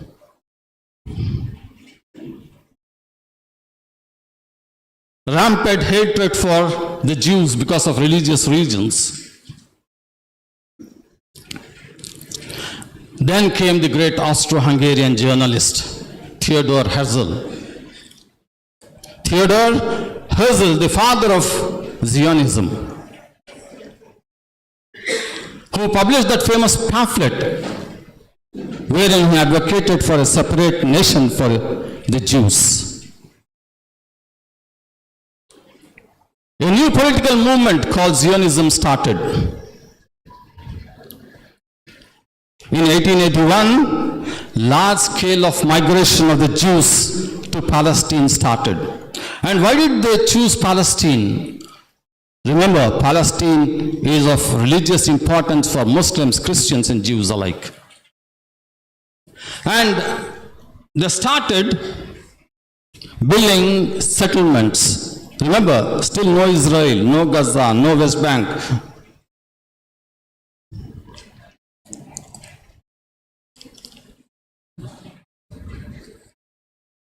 They were all under the Ottoman Empire.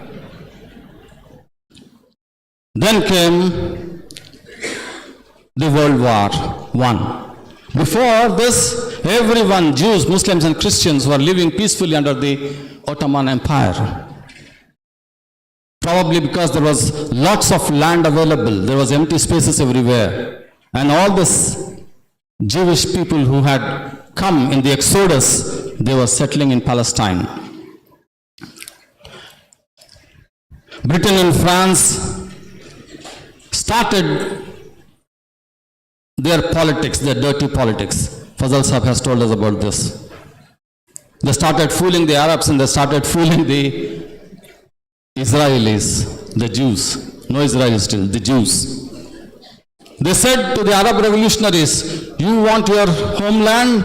We will give you your homeland. Support us in this world war."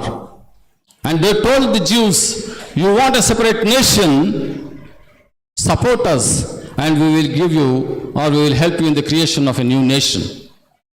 But did they do that? after the World War? No. They entered into a secret agreement with France and divided Palestine into two. One controlled by the Britishers and one controlled by the French.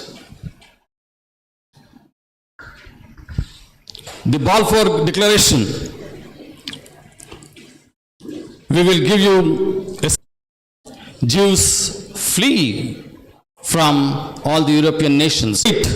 Palestine national movement started, the PLO was created. Now, to cut a long story short, we saw a number of wars, Arab-Israel wars. Yom Kippur, 6-day war, VC Sahab has told about that, Dr. Sai Gopal sir.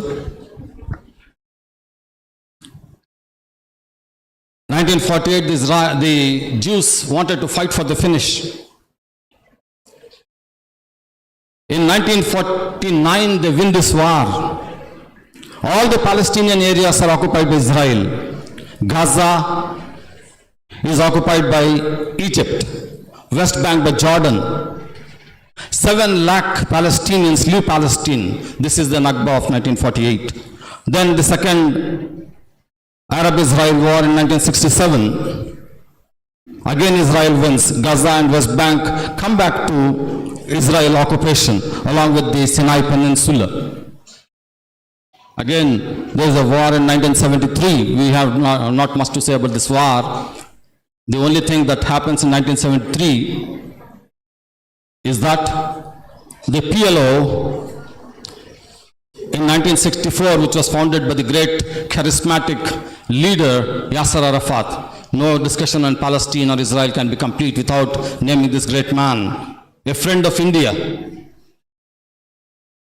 a friend of Indira Gandhi, whom he used to call sister very affectionately, and the person who gave invaluable intel about the impending assassination of Rajiv Gandhi.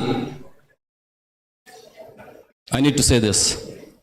The leader of PLO, which started as an armed struggle, but later on Yasser Arafat mellowed down and started initiating peace talks, the Oslo Agreement.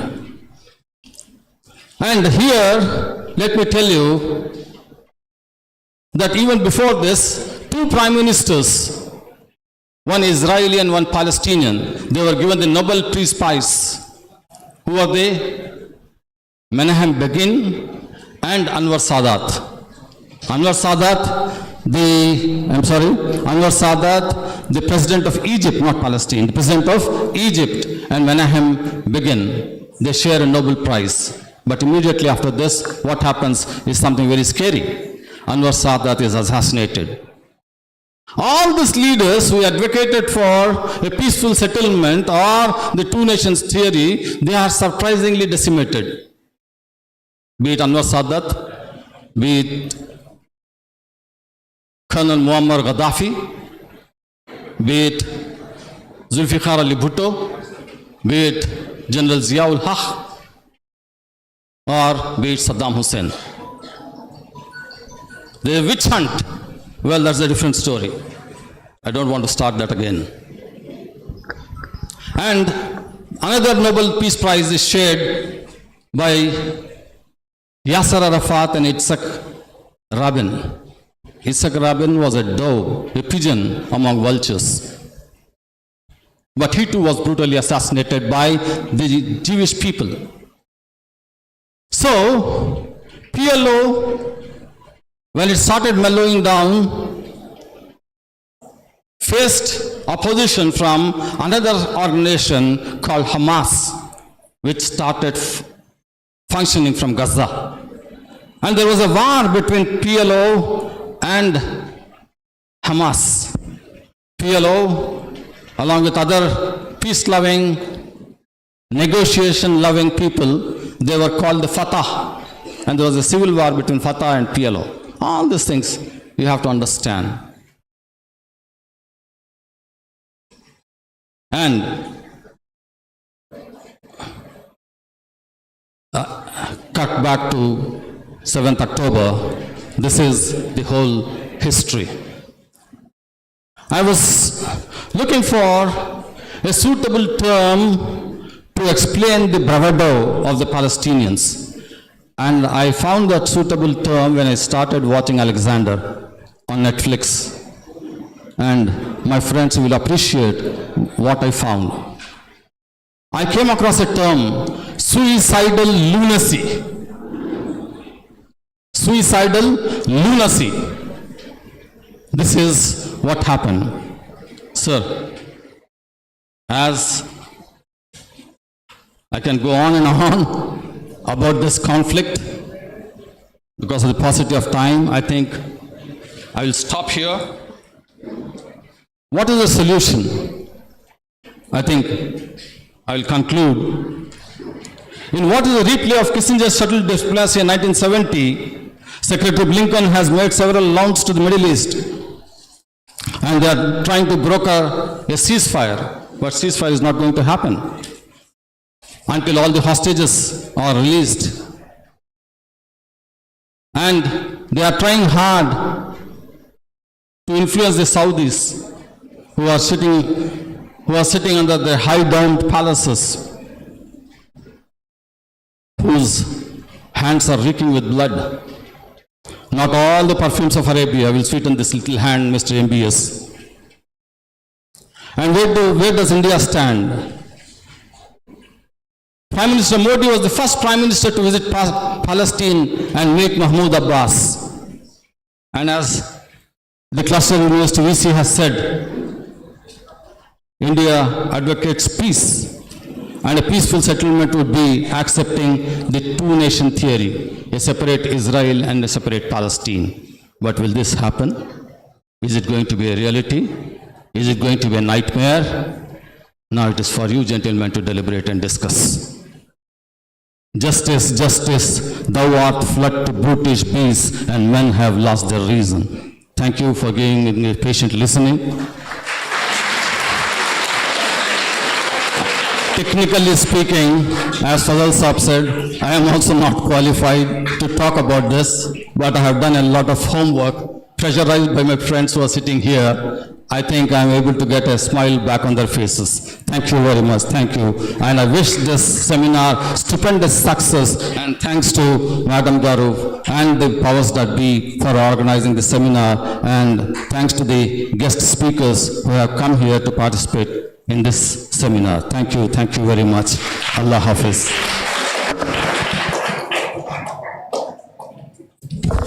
That was incredible, very well articulated. Thank you, Principal Sir, for your words of wisdom, and we are charmed by your sharp fluency. Thank you so much. All might be waiting with full of ebullience to listen to the words of our foreign delegates. Let's invite Shri Abdul Tamim, Assistant Professor, Al-Biruni University, Afghanistan. Sir, please take only 2 to 3 minutes, as there is a keynote speech in the next session.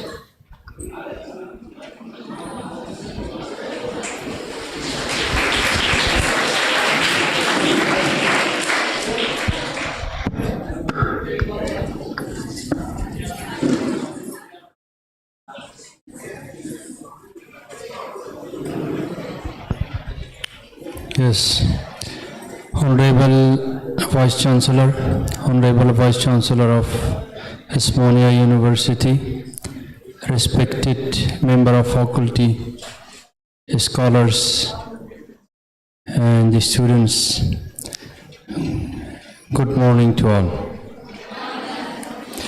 We are here to discuss and examine the problems of other people and suggest possible solutions. No doubt that we are thinking of solution the problems of others. I am glad to be in your community. From my perspective, the moment what is happening around the world, humanity is not at the border. We all need to drop our religions and politicals. We need to accept each other and embrace humanity. So, from observation, the main problem in the world is that to some of society or some of countries, some of groups, certain of people have sense of excellence and want others to act and behave like them, and do not believe in individual difference which typical across countries where religions we can see more this case. I think most of country like Australia, Palestine, Afghanistan, Iraq, these countries, we have seen the main of this problem or the reason of problems, issues like this. What we can do, just we can accept each other's, and we have to believe every person, they have a different personality and different belief. So in the next section, I prepared a PPT. I will present there, and as well as I will suggest some solutions also. Thank you so much. Thank you.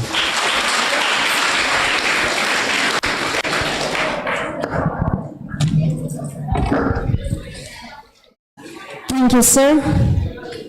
Next, I invite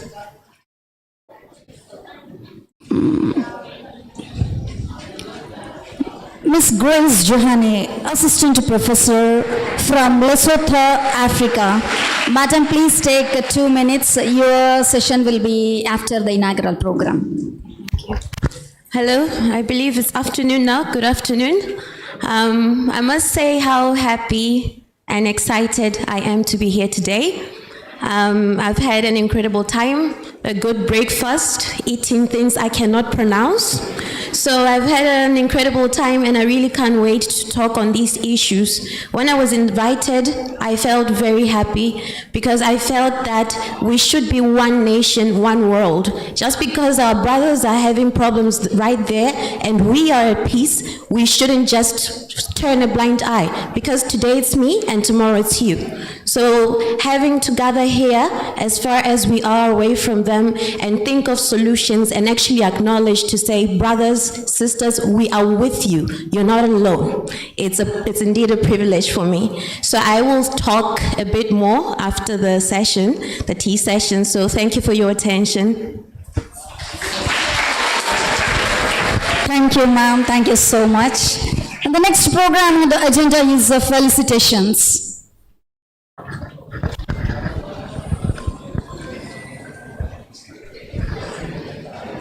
On one side, the conferences are formidable platforms bringing together erudite thinkers and visionaries. Seekers of knowledge might have benefited from this.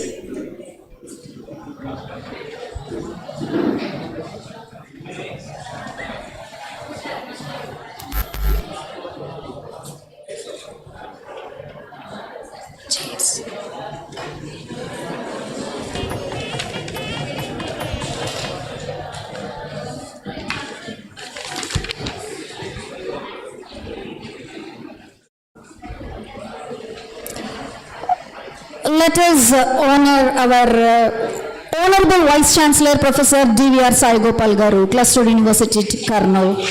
Sir, please.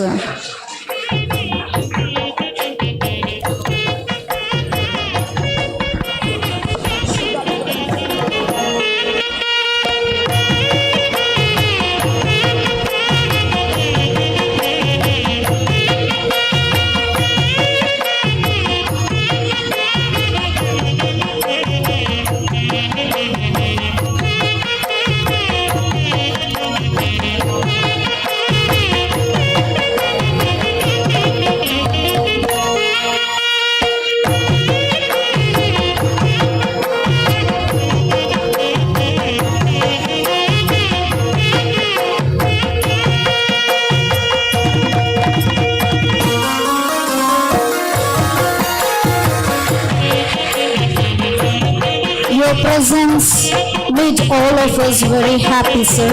Thank you for being able to be here in the middle of your tight-packed schedule.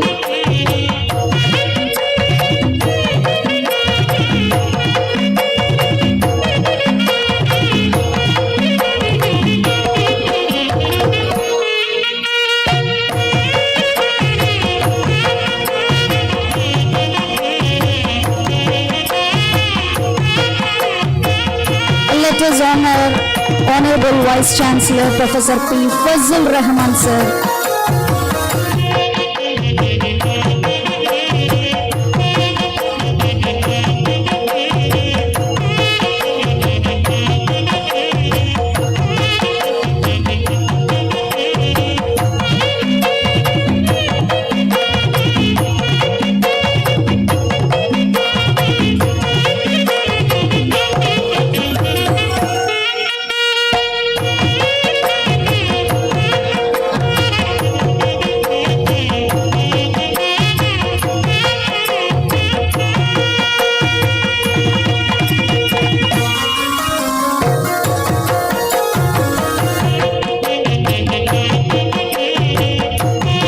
Followed by Professor Syed Samiuddin Nizamil, Principal, Usmania College, Kurnool.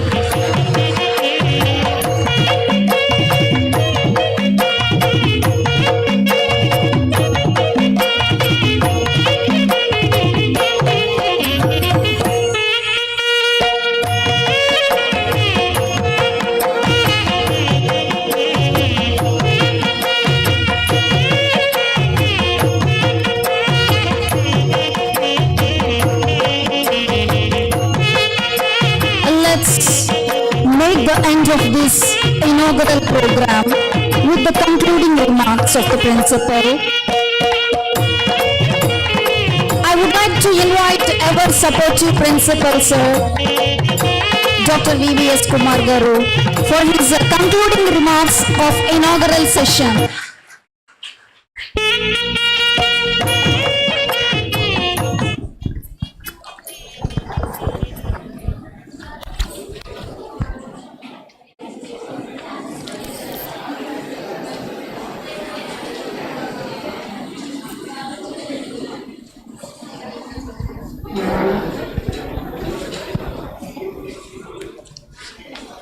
Respected dignitaries on the dais and off the dais, good afternoon to all. So after listening the words of the two honorable vice chancellors of Cluster University and Urdu University and the elaborate lecture of the principal Usmania College, so there are no words for the concluding remarks. So the entire history of Israel-Palestine issue as given by our principal Usmania College from the chronological order, including the First World War, Second World War, and what was happening up to present, the year 2023. So from 1914, the First World War, and 1939, the Second World War, and 2023, October 7th. So we have listened the elaborate lectures and the information relating to this seminar, and also Sahitya also given the gist and the theme of this seminar. So I thank the dignitaries on the dais and chief guest of our Honorable Vice Chancellor, Professor D.V.R. Sai Gopal Garu, and Fazil Rahman, Honorable Vice Chancellor Fazil Rahman Garu, and Principal Usmania College, and the foreign delegates, Vice Principal, the Coordinator, and the staff of this college, and the faculty from the different colleges, this is scholars, students. I thank you very much for giving me this opportunity. Thank you so much, sir. The inaugural program ends here and it's time for tea. Actually, we have not yet taken. Let's break for tea and come back after 15 minutes for the session schedule. We request you all to be assembled here after 15 minutes. Please return promptly after 15 minutes. So thank you. Enjoy your tea.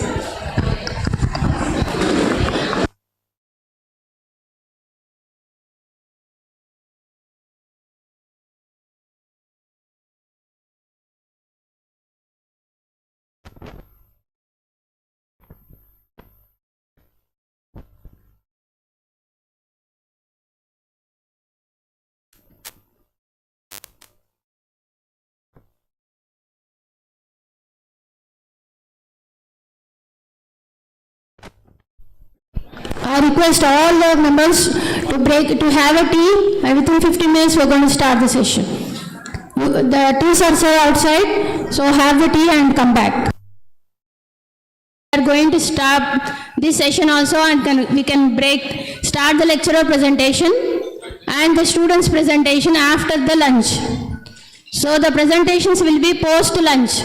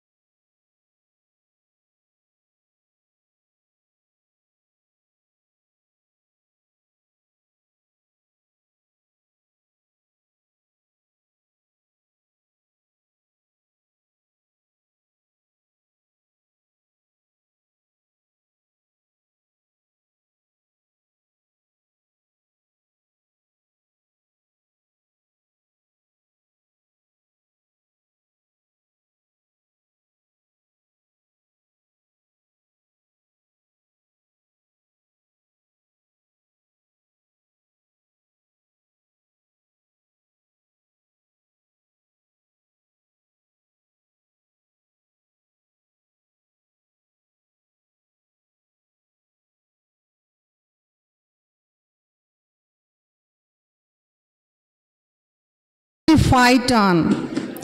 Schools, mosques and hospitals, ashes and smoldering ruins. Hunger, thirst and massacres. Death hovering all around, digging in ruins with bare hands, amidst flames of burning homes.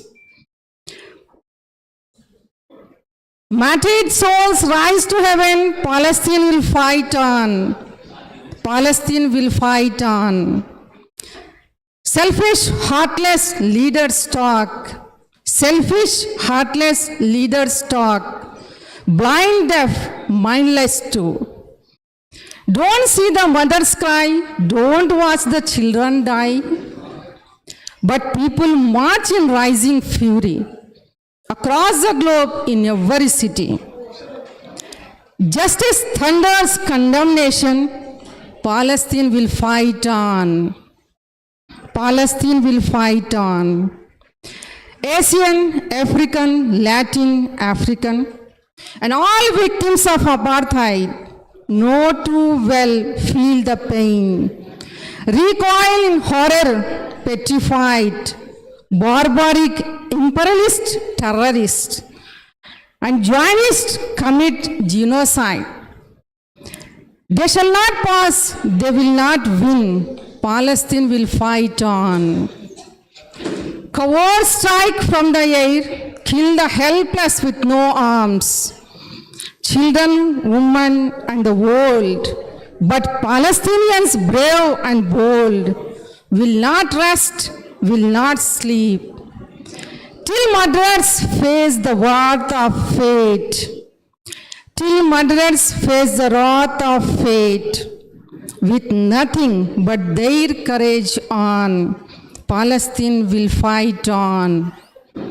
We see refugee columns flee, carrying wounded, dying too. So far yet we feel so near. We promise and solemnly vow, from the river to the sea, we shall all fight with thee. Palestine will be a nation. Palestine will fight on. Palestine will fight on. Thank you.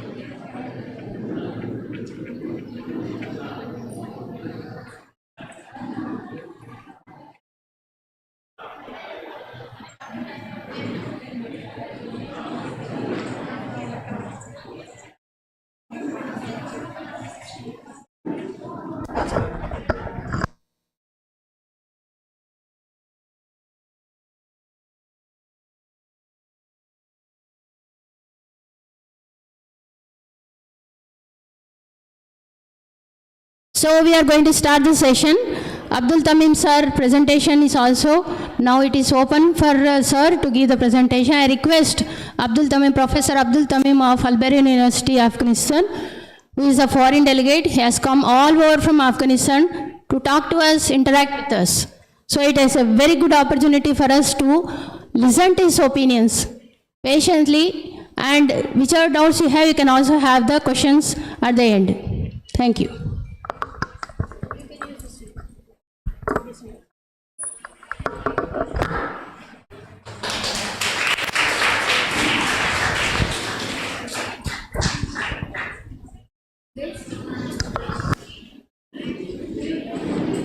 Is there any pointer? Okay, you will select? You will next? Okay. Yes, good afternoon, one and all. First of all, it's really my pleasure to I am here. And it is very nice to, we are gathering here to discuss some others' problem. It is very nice and very good. Actually, the jobs of academic institutes and all universities that we have to find a solution for other people. As we know nowadays, humanity going, there is not any border, there is not any limitation, there is religions, politicals, these things is not important between us. All of us is, from my perspective, we are human. As Maulana say in Persian language, Bani Adam azay yak digaran, dar afarinish ziyak gauharan. It means all humans like a body. All of us like a body. Bani Adam azay yak digaran, dar afarinish ziyak gauharan. We have just one God and we are same. Next, he says, تو که از غم دیگران بیغمی. If you are not care to others' problem, نباید که شد نامت آدمی. If you are not thinking about other problems to solve some other's problem, so you are not human. You are not in this class. It is very nice poem. Even in international community, on the door they wrote this poem. So on that, as we know, some of country nowadays they are suffering from different problem, like Palestine, Israel, Afghanistan, Iraq, and maybe some other countries. As Madam introduced me, I am from Afghanistan. I am also very suffering. We also have there a lot of problem, especially for ladies. As we are in a women's university, let me explain Afghanistan's lady problems, what going there. Because as I told all of us as a body, so they are also our sisters and brothers. As we know, so let me start from a very short background education from Afghanistan, and then I will come in main point. Please. Next. Will you change the slide? Next. It is actually it is one of my paper. Recently I am working on that to find a solution from my country, from Afghanistan, as well as maybe satisfy these solutions or these points other countries also, like Palestine, Iraq. So it is my first time I would like to present this paper. Still I didn't publish anywhere this paper. The background of education, the first school established in 1903 in Afghanistan, named it Habibia High School. And the first university is Kabul Medical University. It's established in 1932. Till 1990, the education in Afghanistan, the situation was very well and very good. Even we had some students from other countries like Pakistan, India, Turkish, Iran. But unfortunately, after 1990, when Mujahideen in groups of Islamics, they took the control of our country, day by day the education qualification came down, especially for ladies. They created some rules for them, they limited their freedom. And in 1996, when Taliban covered Afghanistan, then their rules was more hard for ladies. They changed our curriculum, they changed our syllabus, they replaced some Islamic subjects instead of mathematics and science. They not allow ladies to go for education. And 2001, when Taliban government fell down, America came in Afghanistan. Again, our education increased, the number of university, the number of school, and the number of students increased, and we rebuilt again our education. But unfortunately, on 15 August of 2021, when again Taliban covered Afghanistan, like the first time, the education got down, especially for ladies. May you yeah, that is the background of ladies or females education in my country. Please go next. Yes, it shows to how now in Afghanistan, it was the, yeah, please go once. Yeah, it is the rebuilt education in Afghanistan. It is the number of students, the first picture on the left, it shows school students. The next ladies, it is Kabul University. They are going to university, it is the hall of that university. Please, yeah. And this is also one of our class. In Afghanistan, we have very huge classes. It is from University of Kabul University, and next picture it is from Al-Birun University, from my university. That is me and my colleague. It shows during our meeting. It is just between 2001 and 2021. As I told, we grew and rebuilt the education in my country.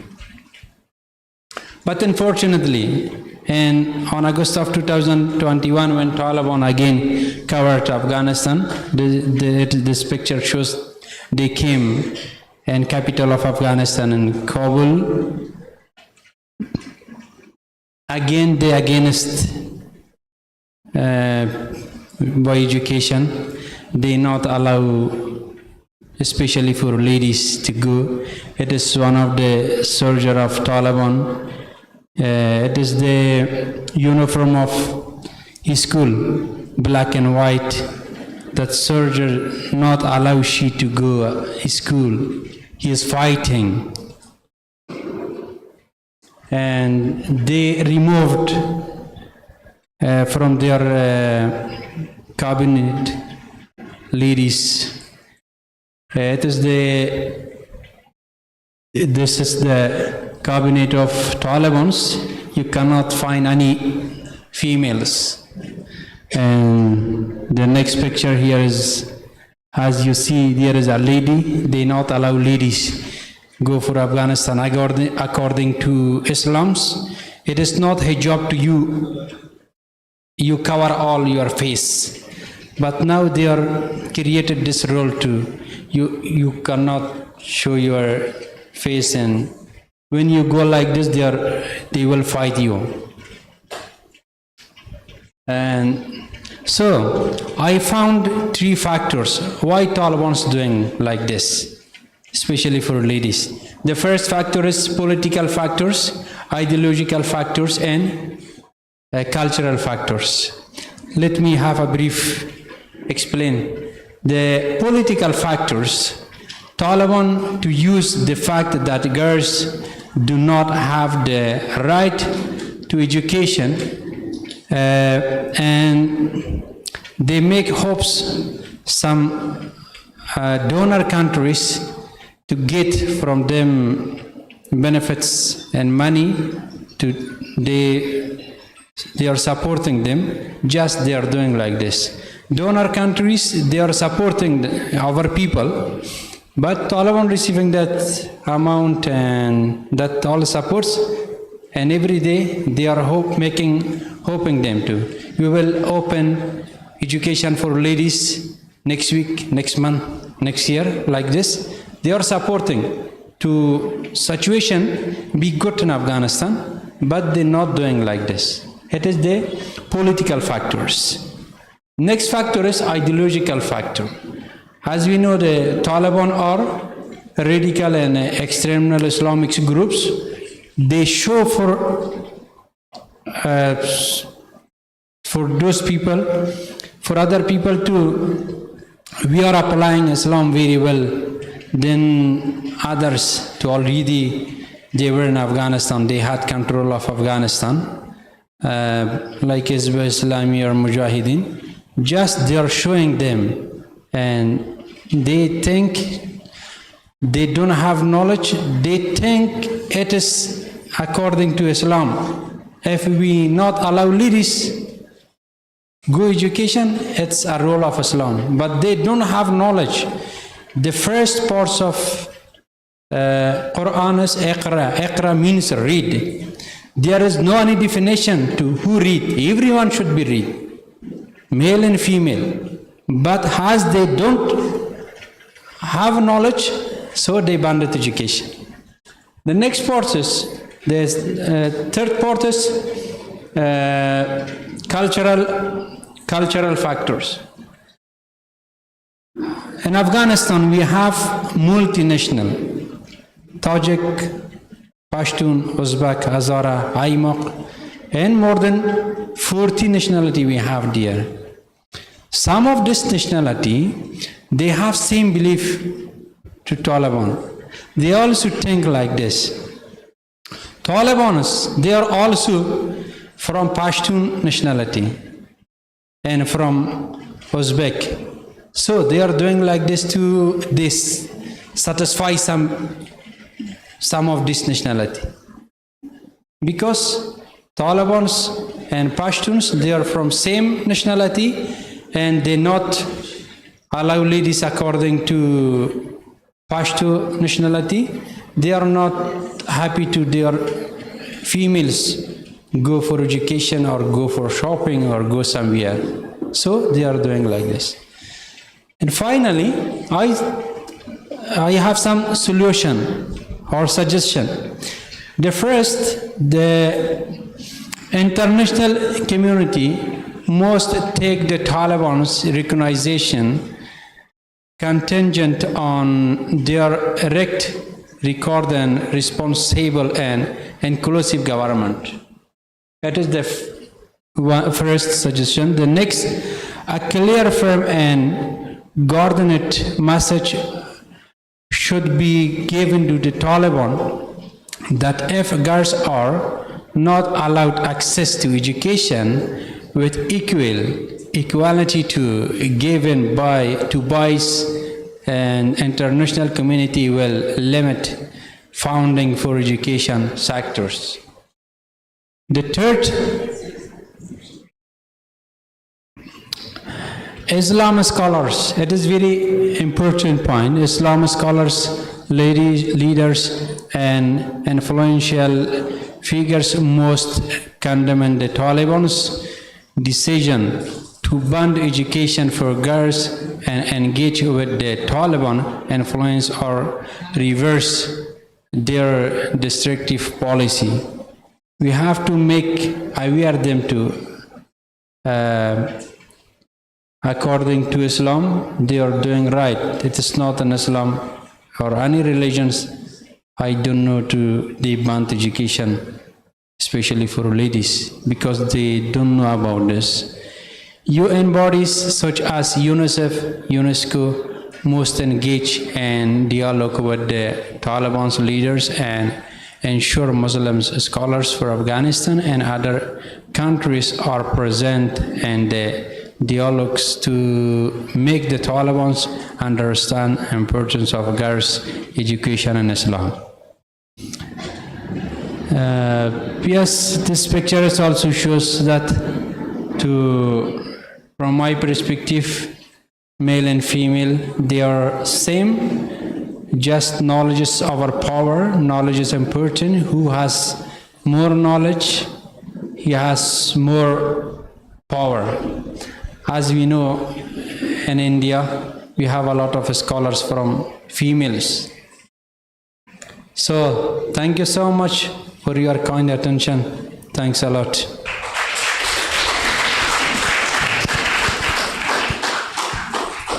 Thank you so much, sir, for your wonderful speech on education situation of girls in Afghanistan, especially. It was a very enlightening speech, sir, and I hope the students got benefit out of it. Next, we would like to welcome Grace Jonathan from Lesotho, African country. Please welcome Grace.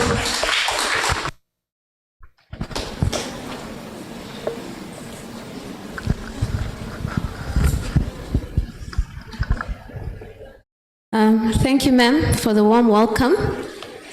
I'm Grace, and I know we are a bit hungry, so I'm going to try and be as quick as I possibly can.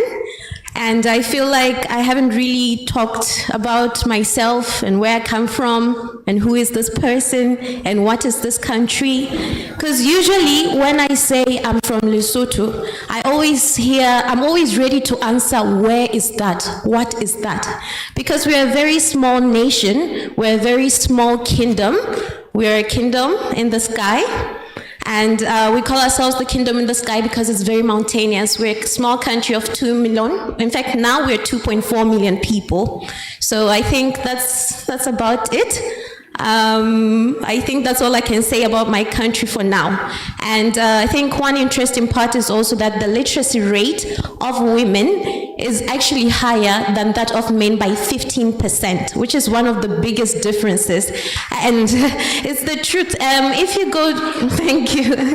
If you do go overseas, you'll see that you're going to meet more girls than boys. Boys just, they go and start their businesses or something, but most of them will just leave it, and girls are the ones who persevere more. That's why the situation that my fellow delegate here just talked about, it reached my heart, and I felt we would like that to happen also, or maybe at least equal to happen also in his particular country. So our prayers are with the nations. Let me not waste more time. Let me get straight to it. So I'm going to talk about human rights in relation to the Israel-Palestine conflict, right? And we are lucky because Muzammil Sir, he already talked half of what I was going to talk about. I was going to talk about the history and how it happened, but right now I'm aware that we are aware of what happened, so I don't need to get into that. However, I will talk about human rights, and I will talk about how it relates with the Palestine-Israel war or conflict. So we know about the Universal Declaration of Human Rights that was in 1948 by the UN, where the UN published a document which stated the human rights, and these human rights are the freedoms that are allotted to humans so that we are able to have a free and a civil society and a fair society. And the intention was that the whole world would follow these rules, and as such we would achieve world peace.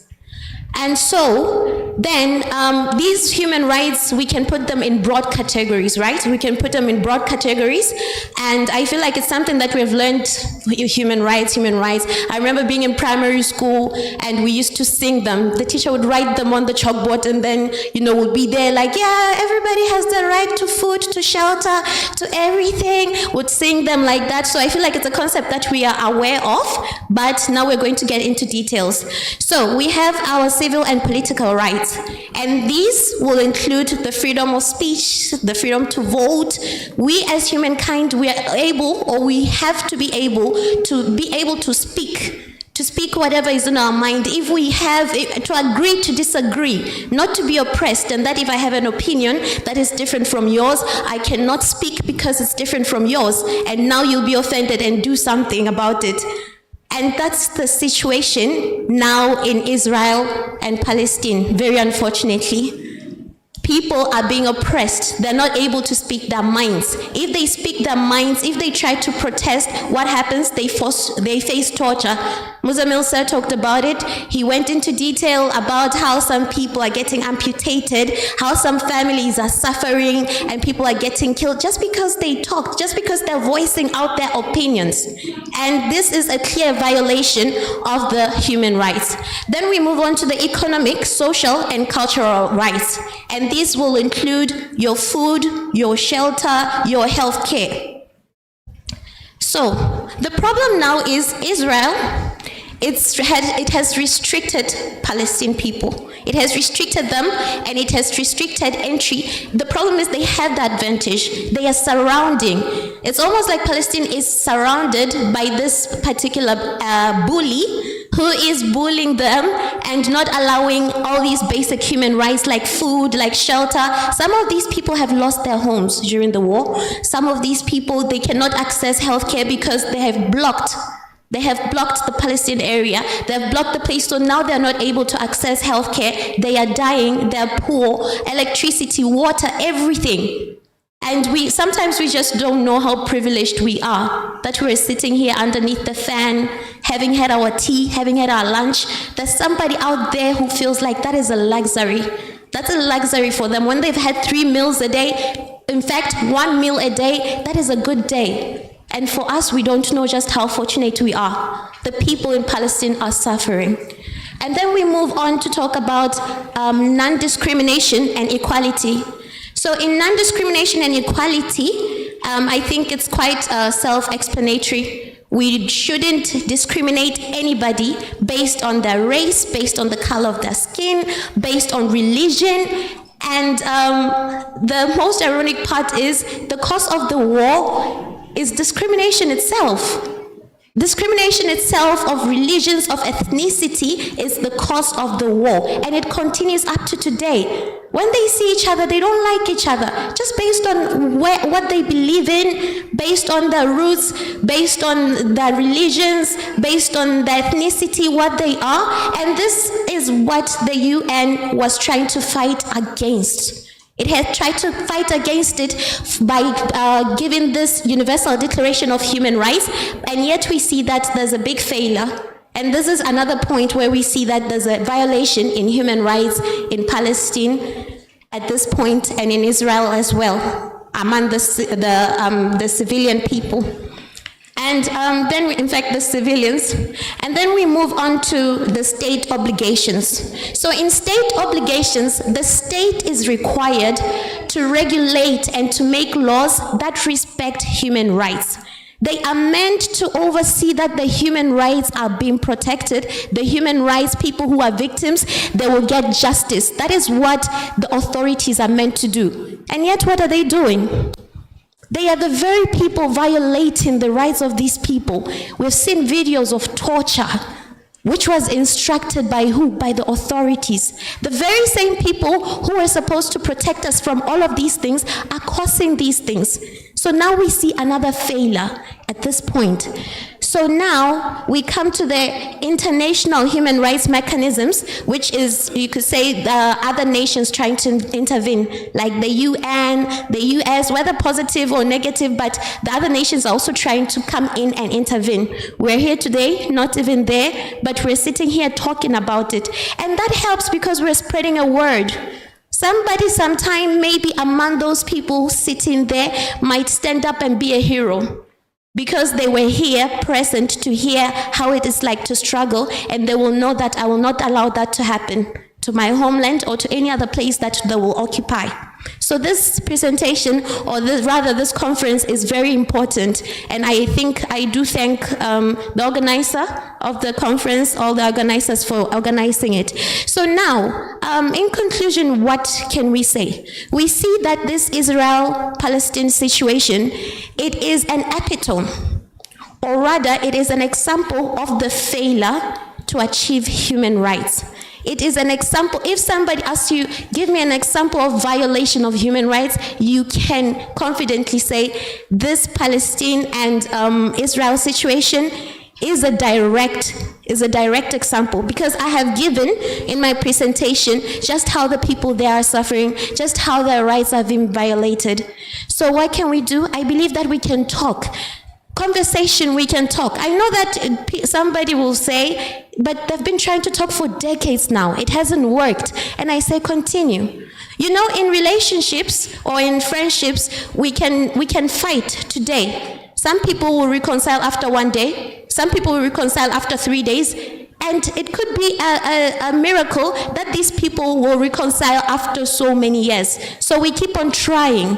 And in the end, I believe that we will achieve world peace if we keep on talking. That brings me to the end of my presentation. Thank you for your attention.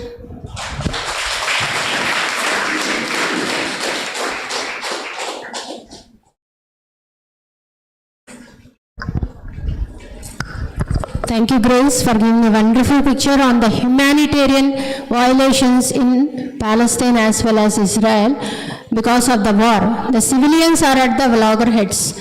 The civilians are dying for the sake of cause which has no solution.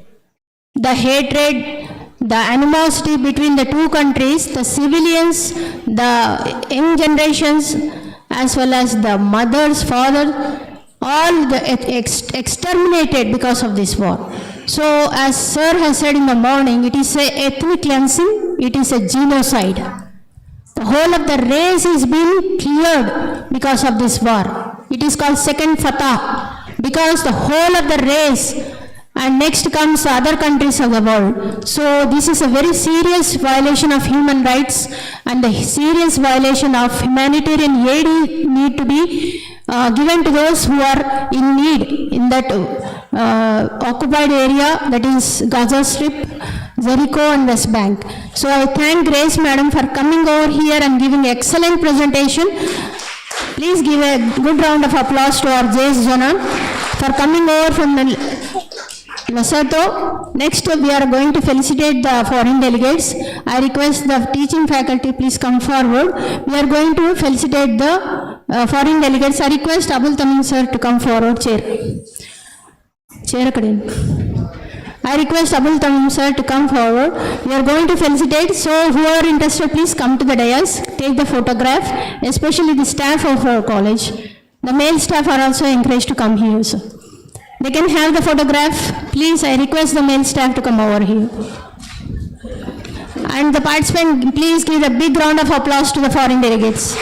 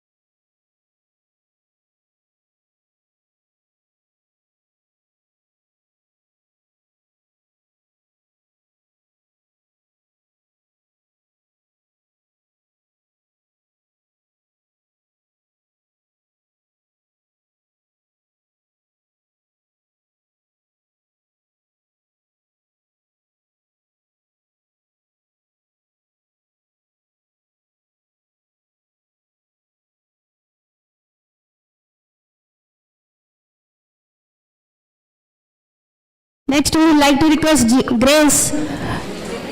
So to come over, we are going to felicitate Grace, madam, by the flower bouquet as well as the memento of our college. It is a great occasion for Grace to come over all the way from Africa. Please give her a big round of applause. Teaching faculty and whoever wants to take the photograph, they can come forward.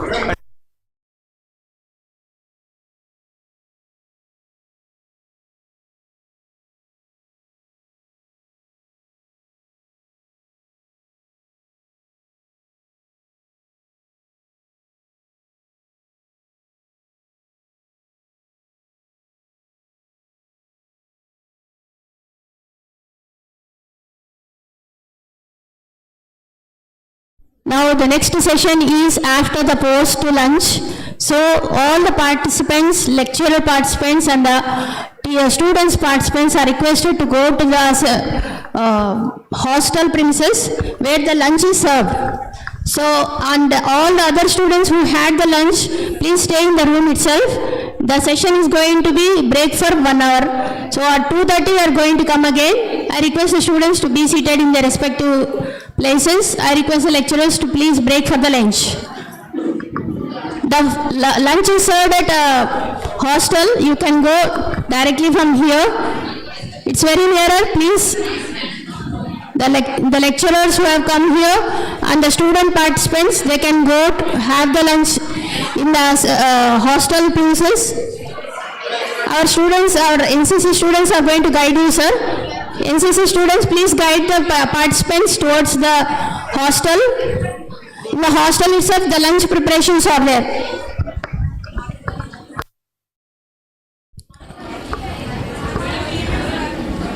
Students అందరికీ తర్వాత foreign delegates ఇంకా రేపు ఎల్లుండి కూడా ఉంటారు. So మీకు ఈ photos ఇన్స్టాగ్రామ్లో ఫేస్బుక్లో పెట్టుకోవడానికి అవకాశం ఇస్తాం. మీరు సో మీకు ఫోటో సెషన్ డెఫినెట్గా ఉంటుంది ఫారిన్ డెలిగేట్స్తో. ఇప్పుడు మాత్రం వాళ్ళని దయచేసి ఇబ్బంది పెట్టొద్దండి. The lecturers as well as the students of our college.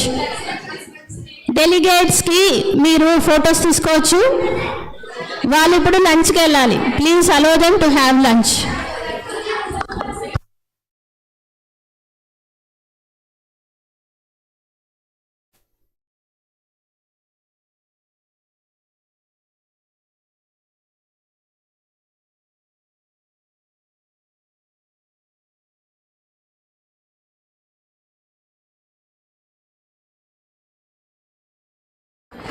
All the students are requested to stay here only. Only the lecturers will come. Thank you.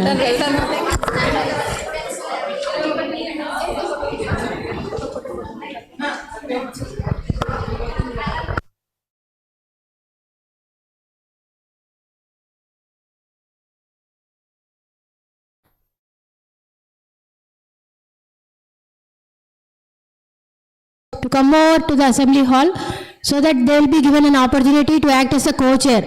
I request the staff, teaching staff of this college to come over to the session so that the co-chair opportunity will be given to the teaching staff. Now the lecturer's presentation will start. They will introduce themselves and they will present the paper. The time given is 5 to 10 minutes.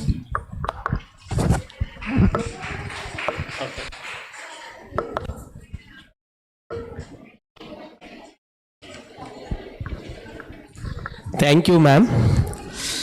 Good afternoon to everyone. Okay, all of you now only just now finish lunch. That's why you have to take rest. Okay. Thank you once again.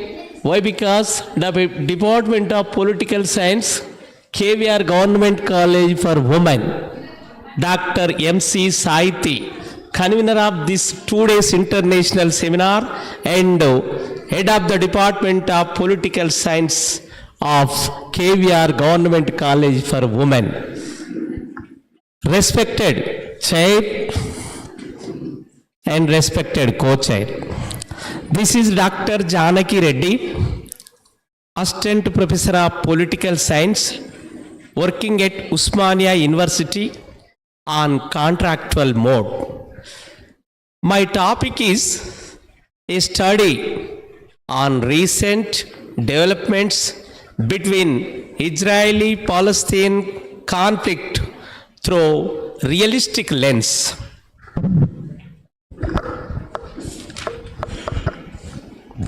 Background. The Israeli-Palestinian conflict has its roots in the second part of the 19th century. In 1947, with the aim of creating 2 Arab and 1 Jewish state in the area what had been under the British mandate in Palestine.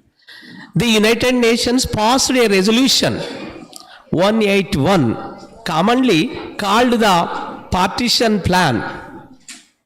Conflict between Israel and Arab nations began with the creation of the State of Israel on 14th May 1948.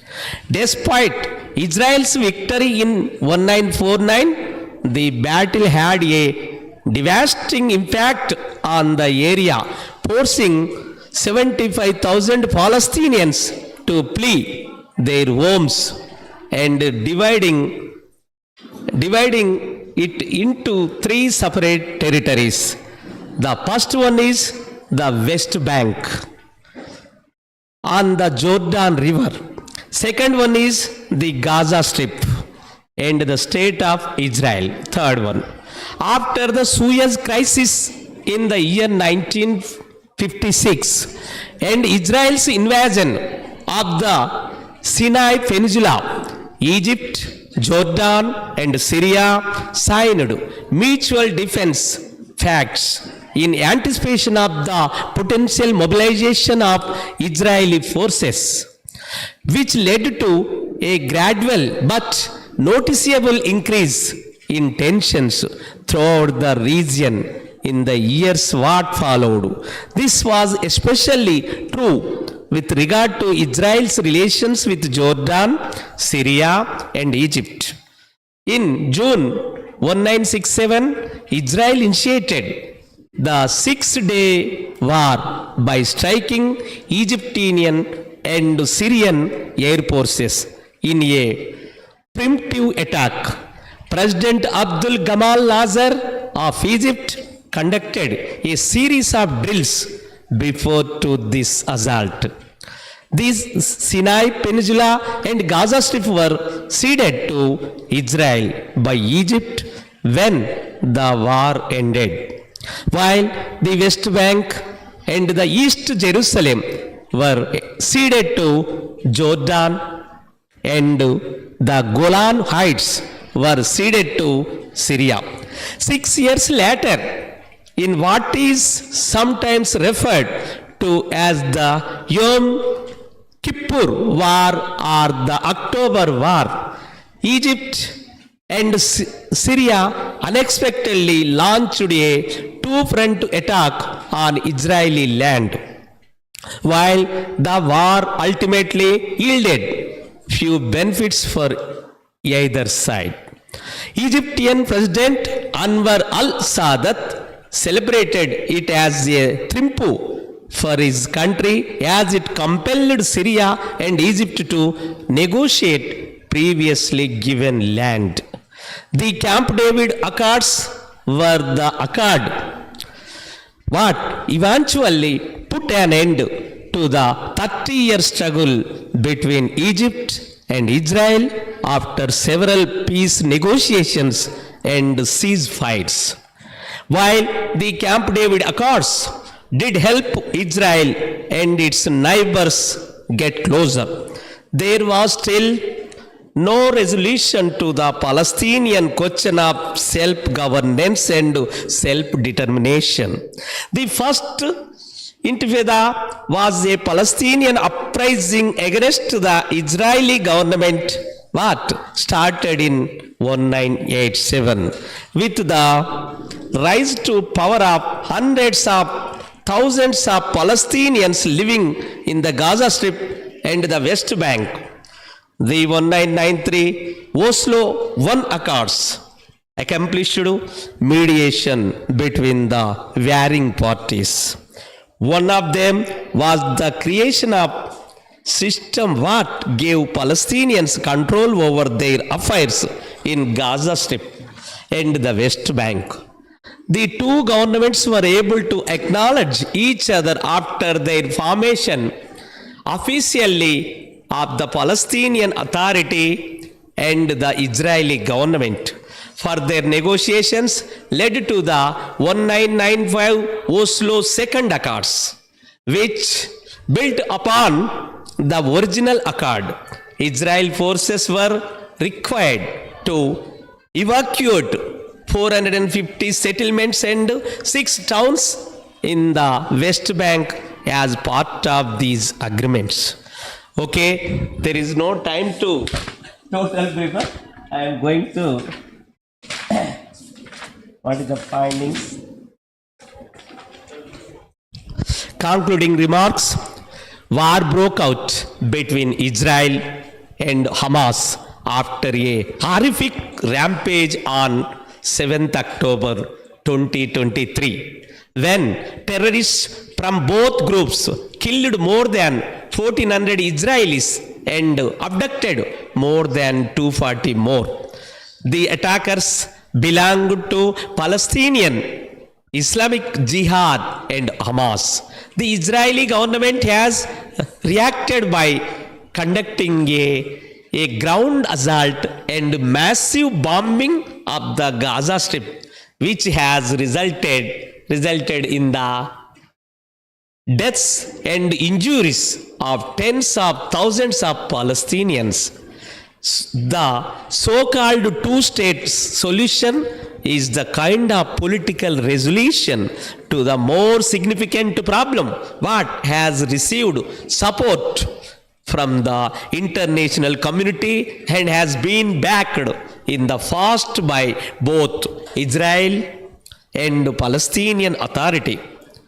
By doing so, Palestinian would be able to establish itself as an independent state in Gaza and the majority of the West Bank. At the same time, Israel would retain control over the remaining territories. There is still a significant amount of disagreement between the two parties over how to put the two-state model into action, despite the fact what it is apparent in principle. Okay, I am going to close. In addition, powerful forces on both sides voiced their unequivocal opposition to it. I once again thank you to the Dr. M.C. Sahitya ma'am. Why? Because nowadays in international relations, no one is select. Her greatness is what? No, select the topic. Present and burning issue. Israel and Palestinian issue in international scenario. So many teachers are conducting world issues only. But Dr. Sahitya decided to conduct burning and current topic of international scenario, Israel and Palestinian war. Okay, next, in the same manner, next, I appreciate to this KVR Government College for Women, Constant College of Cluster University, Kurnool, and teaching staff of Degree College, next teaching staff of Junior College, next non-teaching staff, Junior and Degree. Dear students and electronic media, print media, I will all of you thank once again for permit me this paper present here. Okay, thank you one and all. Okay, ma. Hello, sir. So, a very comprehensive presentation, Janaki Reddy Garu, where you talked about the rampages of war, loss on either side, and the massive effects of war, which caused not only loss of lives but the huge destruction, and also you talked about the solutions. Would you like to take any questions from the audience? Would you like to take questions from the audience? Okay. Yeah, if any. Yeah, that's all. Okay, I understand your question. What is the solution to Israel-Palestinian war? First of all, Benjamin Netanyahu and Abbas, the president of Hamas. They are not personal changes. They have to change their spirit. What is the utility of this genocide? Who benefited? This kind of genocides, who benefited? We are the citizens of world. Universal families nowadays, universal families are arranged. Why are you, Benjamin Netanyahu, feeling what? Hamas is the very terrific and great terrorist organization. Why are you feel like that? So many terrorist organizations are before that. LTTE, Liberation of Tamil Tiger Selam. So many terrorist organizations are there. Benjamin Netanyahu changed his idea. Next, Vladimir Putin, president of Russia, he is also changed his mind. Whenever these two persons are changed his mindset, then only the result will come definitely. Yeah. Okay. Right. Thank you. So thank you very much. I would like to invite Balasetti Lata to come out to us to act as a co-chair. Please welcome B. Lata, lecturer in Telugu, to act as a co-chair.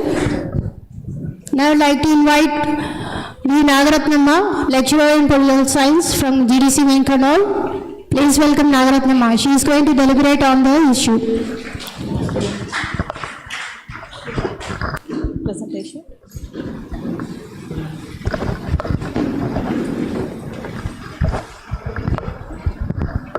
So, I welcome all of you for this ICSSR sponsored today international seminar. I particularly congratulate Dr. M.C. Sahitya, because to choose topic like this, she must have guts, so she has proved. And ICSSR by accepting and funding this seminar itself shows that India stands for the humanity and the freedom. That shows the stand of India. I would like to talk about the India stand regarding the Palestine and Israel war. The change has to come from the two sides. We always want to take the side of the victim and blame the aggressor, but here aggression has happened from the side of the Hamas on the October 7th. So is Hamas the true representative of whole of the Palestinians? Hamas is representing only the Gaza, not the total West Bank also. There is Another party, Fatah, which is representing the West Bank. So there must be one representative from the Palestine. There cannot be two representations from the Palestine. First, they have to choose whom they have to stand with. So because the killing and human rights violation in Palestine is definitely condemnable, we have to condemn it. India also stands and India also condemns this genocide. Definitely yes, we agree with that. Recently, India also voted in favor of a UN resolution which condemning the settlements of the Israel in the Palestinian territory. So we have to appreciate that. And always India stands for the two states theory, where India wants Israel and Palestinians to live side by side with peace and coexistence. For example, here in India also, Pakistan and India, we try to live in peace and existence. Sometimes some leaders come and they try to show the hostilities, but we have to end it. So leaders have to come forward and have discussions, because human life is precious. They may have the political ideologies, they may be fighting for the land, that is true, but we cannot go back to the history. So historically, Palestine may be correct, but politically they have to take a right decision in the right time. We cannot continue this for so long, because already previous speakers who were talking since morning, they said that some 29,000 plus citizens were killed in Palestine by the Israel. So how long it should be continued? There must be an end to it. So leaders from both sides, from both Palestine and Israel side, should come forward and have discussions and respect one resolution. That is definitely two states theory. We respect that one and plan a better future for their citizens.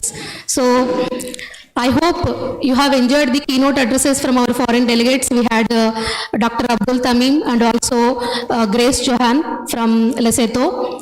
And also our guest in the morning elaborated very detailed what happened in that West Asia since some 120 years. So we need not to repeat that one. We have to look forward for the solutions, and maybe international powerful players should work for the solution rather than escalating the tensions in that Middle East area. So that's all I wanted to say. Thank you very much. Thank you, ma'am, for giving me this opportunity. Thank you.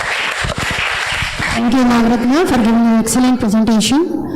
Now I would like to welcome the next paper presenter. Sir, please come over to the dais and give the presentation. Dr. H.T. Tippaswamy, sir, and Dr. G. Vasudevaya and Professor G.V. Ramana. They are going to deliberate on the impact of war on society and analysis. This is the title of their paper. So please invite Tippaswamy, sir.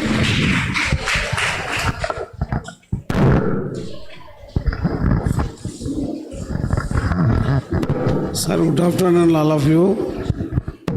Sir, my name is Dr. H.D. Tippaswamy. My colleague G. Vasudevaya, my Professor G.V. Ramana Saru. So my title, Impact of War on Society and Analysis. So abstract, war is the descriptive force of the has been present throughout the human history. It is as a cause of human suffering from destruction, had and lasting the impact of words. War of the which is the save of the fighting between the more of countries, groups, result and loss of in many lives of the economic crisis, damage, natural environment, human rights. So impact of war society for reaching and long-lasting war potential of the physical education, economic hardship, physical education, terms of additionally many of health problems people living are formerly you were leading of the discussion of the living the without the necessary action poverty. So home rescue, disease and manipulation. Okay. Sir, effective wars. War impact of surveillance is on the economic traffic in the nations, include the harms of the physical, psychology, children of the adult and discouraging of the distribution, human capital, so loss of transactions, economic major along the effect of the leaves or ration of the distribution.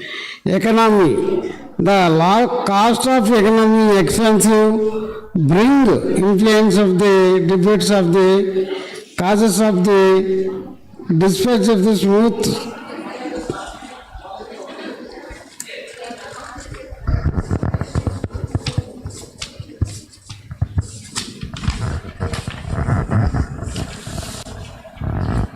Migration. Migration is the doing of the wars and unknown force of the migration. So many of people of the feel in their homes of the cities. Sometimes countries as well as survive these lives.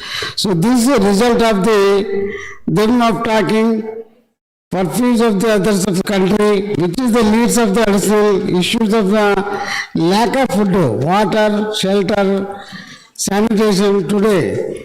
The highest number of refugees of the Syria, Venezuela, Afghanistan, South Africa, South India, South Sudan, Myanmar, major refuge of the force of the increasing infected the more. So conclusion, at the end of your both severely damaged and making impossible that declare of the leaves and behind hopes of the describe the lifeless bodies and the injuries of the soldiers, scarred and the children's completely. We are a surrounding of the question, the way of the beyond the worth of the could not be harmed. So answer is the many of the people miserable.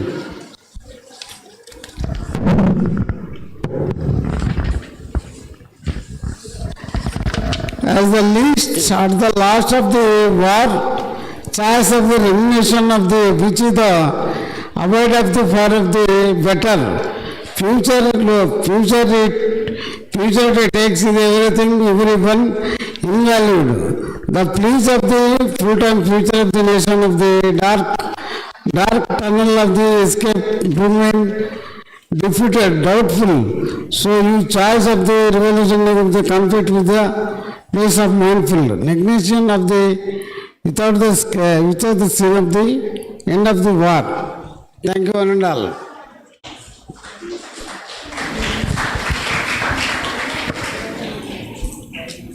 So next presentation will be from Rafia Begum from St. Joseph Degree College, Kurnool.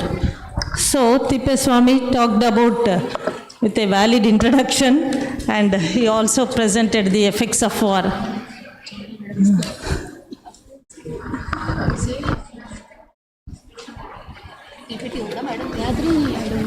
So the next presentation is going to be from Rafia Begum and Catherine, St. Joseph. One is a librarian. Yeah, librarian in St. Joseph Degree College. Meanwhile, anybody can come. Yeah. Any presentations? Please, you can come and enroll. Please come and give your details here. Please come and give The presenters can come and give the details.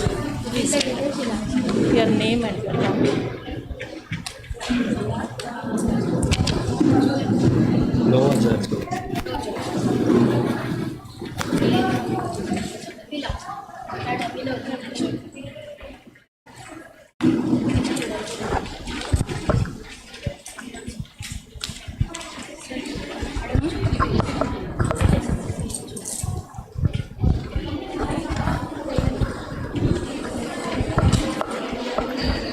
Good afternoon, everyone, on the dais and off the dais. We are from St. Joseph Degree College. Myself, Rafia Begum, librarian, and she is Miss Catherine Jones, second BCom Computer Applications. She is student member of Library Committee. Our topic is Unraveling the Gordian Knot, a multi-dimensional analysis of stakeholders in the Israel-Palestine conflict. Now,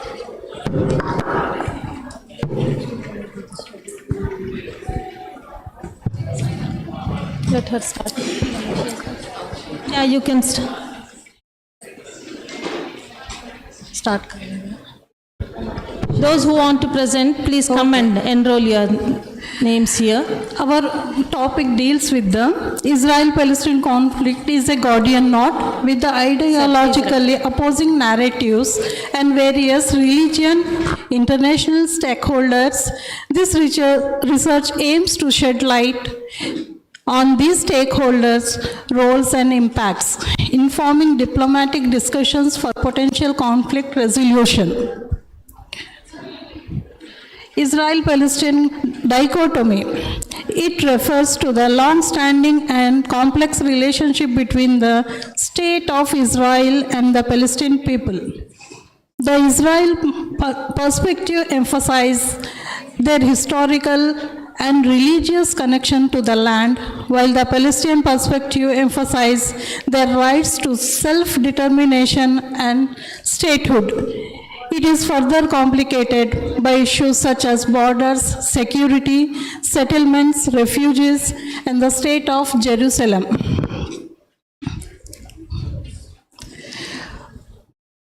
Israel side. History of Jewish persecution, Holocaust, Israel as Jewish safe haven, spiritual connection to the Holy Land.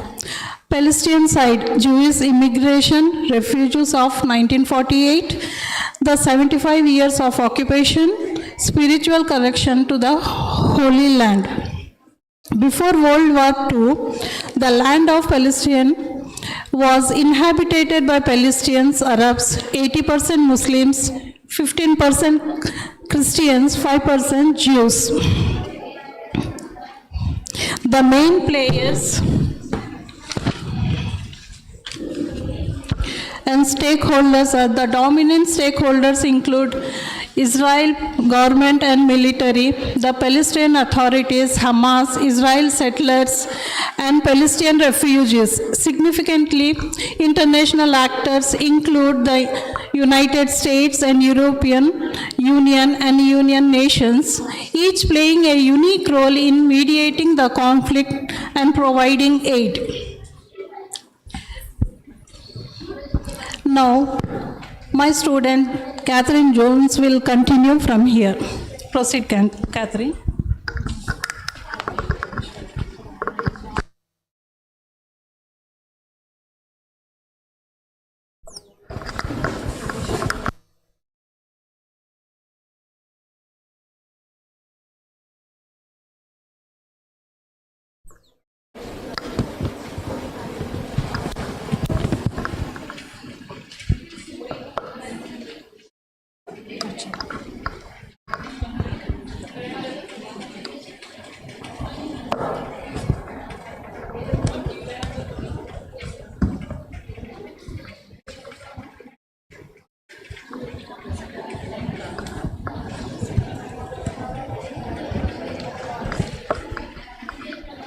Traditional and digital media.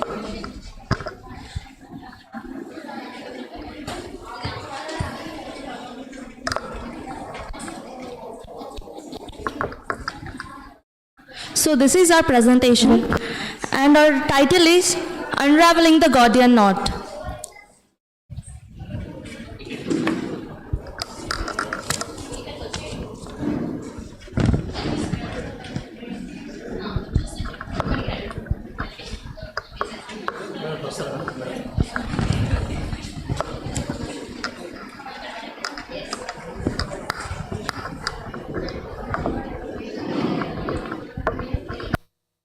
So I would like to continue.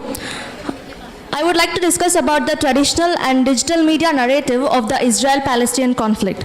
The conflict's portrayal in media varies significantly between traditional and digital platforms. While traditional media offers in-depth analysis, while digital platforms provide real-time updates and user-generated content. Due to potential media bias, consumers are advised to critically evaluate and seek out diverse perspectives for a well-rounded understanding. So, this is the main title of our presentation, Unraveling the Gordian Knot. So unraveling the Gordian knot is something which finds solution to the ongoing conflict, that is Israel-Palestine war. So these would be considered as measures which needed to solve this Gordian knot. Negotiations, confidence-building measures between two countries, addressing humanitarian concerns, international involvement, all the stakeholders, the predominant members of this conflict should take a very right decision for this ongoing conflict. Education and reconciliation, addressing extremism and violence. As Ma'am Grace has spoke about the violence of humanitarian values, all the stakeholders need to take a proper measures to take a proper measure for this ongoing violence. We would like to display our presentation from the beginning.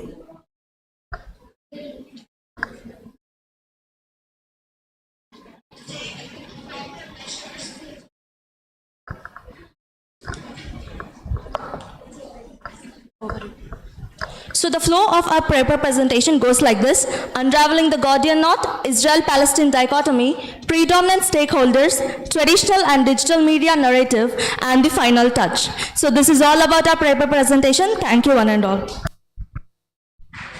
Thank you, Catherine, for giving a very good PPT presentation. Very confidently, she has dealt upon the topic, the Gordian knot, which is related to the Israel-Palestine war.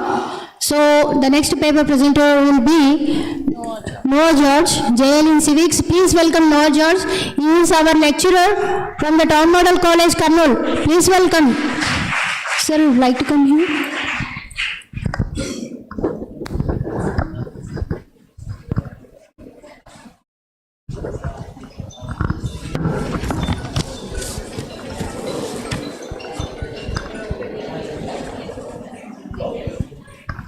Respected dignitaries and respected Sahitya Madam, I am very thankful to you for giving this wonderful opportunity. I take pleasure to wish you a great achievement, Madam. My today's paper is U.S. response to conflict. U.S. response to conflict. If you go through all these things, I am not talking about how America is stand for Israel and how all Arab countries are stand for Palestinian and other things. We have seen many things from the morning, the historical background, conflict origins, and how the British Mandate period took place, and how the partition took place. We all seen 6-day war, peace process, settlement expansion. All these things we have been hearing from the morning. Before going to my further topic, I would like to tell how United States of America is standing for Israel for various reasons, but I would like to quote some of the quotations here. Our relationship with Israel is very important. This is the statement given by former President of US, J.F. Kennedy. He says, our relationship with Israel is very important. Then Bill Clinton, he says, the eternal friendship. This friendship will last forever. And then we all know Barack Obama, he says, the bond between our two countries is unbreakable. No one can break this bonding. And very recently, we all know, we heard about Donald Trump. He says, I love Israel and I love Israel. Because of Donald Trump only, Jerusalem has become the capital of Jerusalem. We all know that. And the present President of America, Joe Biden, he says, we stand with Israel.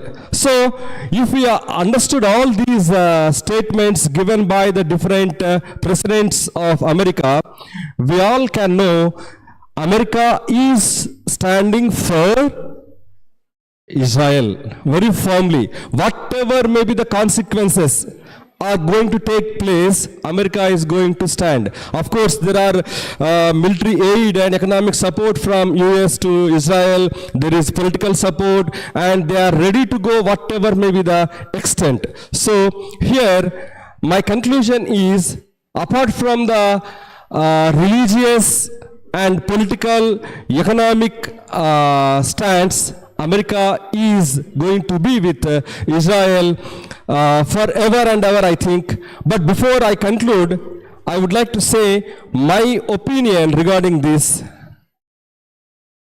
The deep thirst of human beings is peace. I would like to repeat. The deep thirst of human beings, irrespective of all nations, irrespective of caste, creed, race, gender, whatever it may be, every human being in this world, to say entire mankind, is for peace. For this peace, many of the religions, many of the nations, they strive like this. For example, in Indian saying, we are say that Asatoma Sadgamaya Tamasoma Jyotirgamaya Mrityorma Amrutangamaya Om Shanti Shanti Shantihi. Our ancestors says we need peace and we crave for peace. We want peace. Of course, we are not having peace. Even though we are fighting for peace, we are not getting peace, but we want peace. And if we say, if we see two Arabs meet, for example, we may not understand, if two Muslim people meets together, they wish like this, Assalamu alaikum, and others say, Wa alaikum assalam. What does it mean? Peace be upon you, and others says, peace be upon you. So, when two Arabs meet, when two Muslims or Islamic people meet together, they say, peace be upon you. At the same time, when two Jewish people meet, they say, Shalom Alaikum, peace to you, Alaikum Shalom. So they want peace. So throughout the world, we can see only these three people. Whether they may be a Hindu background, or they may be a Christian or Jewish background, or they may belong to Arabs or Islamic or whatever the following, they want peace. So in Indian tradition, or to say our Telugu people, we say, Sarve jana sukhino bhavastu, loka samasta sukhino bhavantu. What does it mean? We all need peace, irrespective of anything. Whatever may be the fights, we may say many of the names. We may say Israel, Palestine, America, Russia, Ukraine, whatever may be the names. We may say many of the names of the presidents. But ultimately, every human being of this world want peace. May God give that peace. Thank you very much.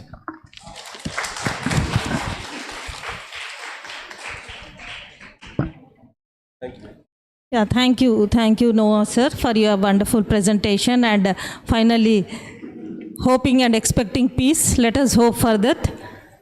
Next speaker is, next presentation by K. Vinod Kumar, research scholar.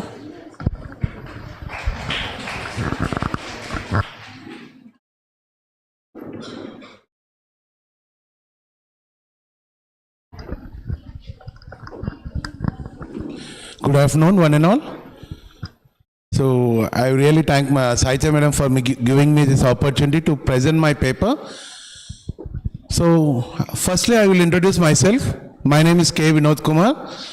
I am presently pursuing my PhD in Rayalaseema University.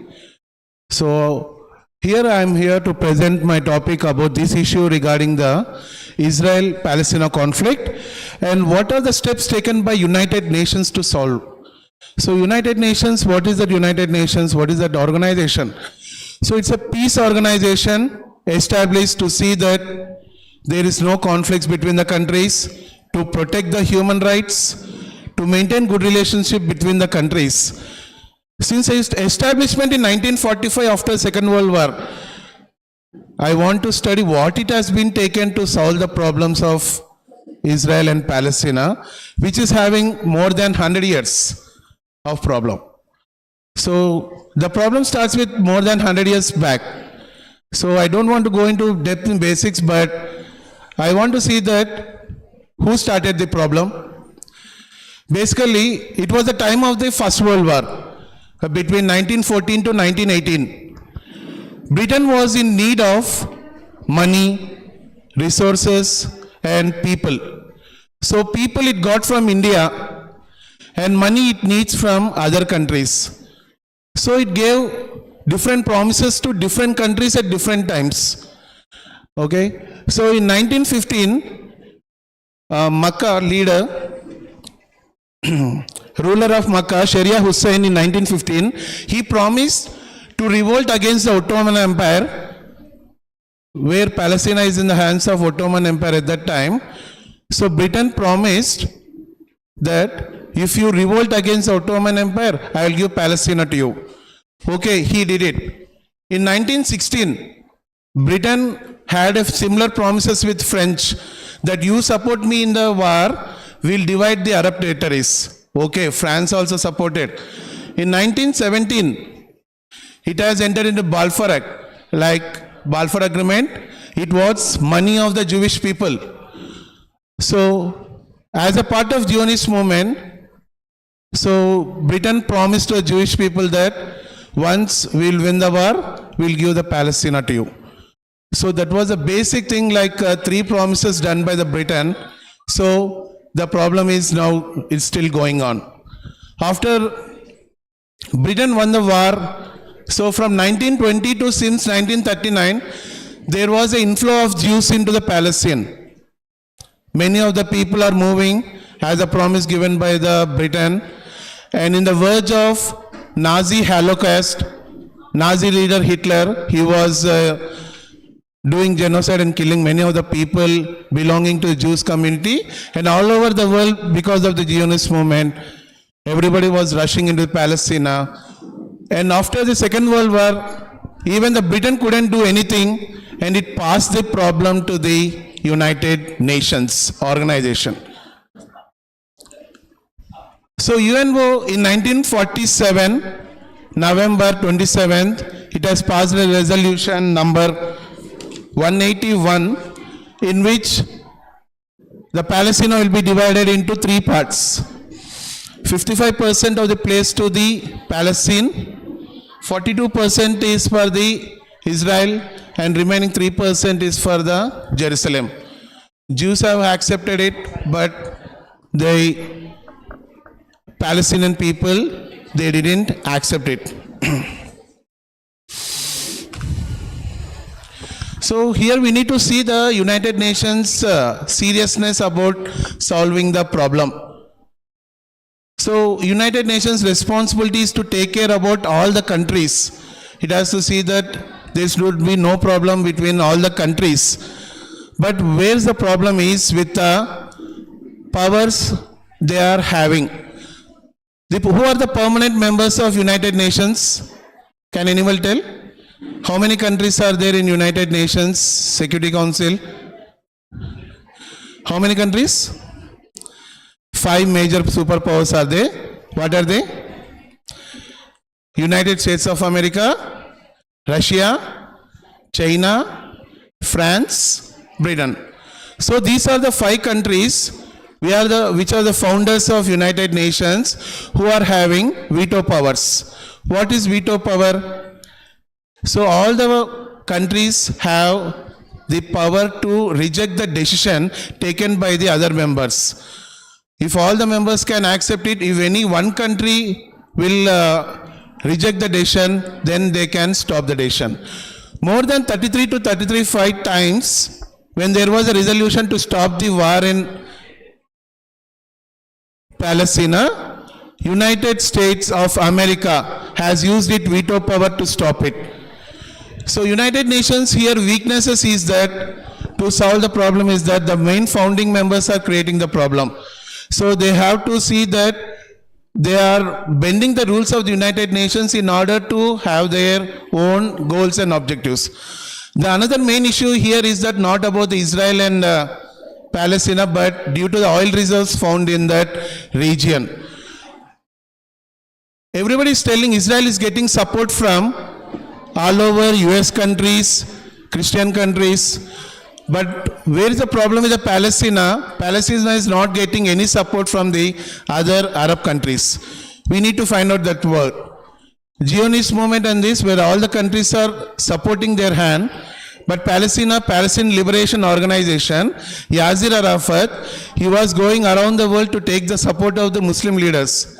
But none of them have showed interest in supporting the Palestine. So here United Nations has to take the responsibility and has to further focus upon solving the problems, because it is the only thing I can understand that it can solve the problem. Okay? So thank you for giving this opportunity where I can present my focus.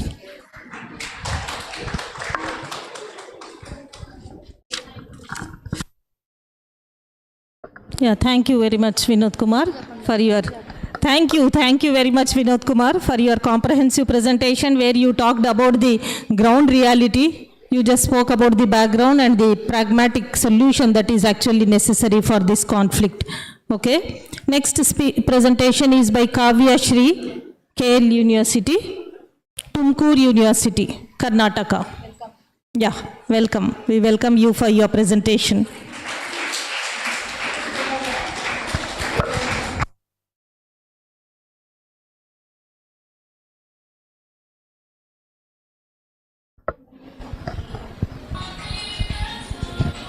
Thank you, madam.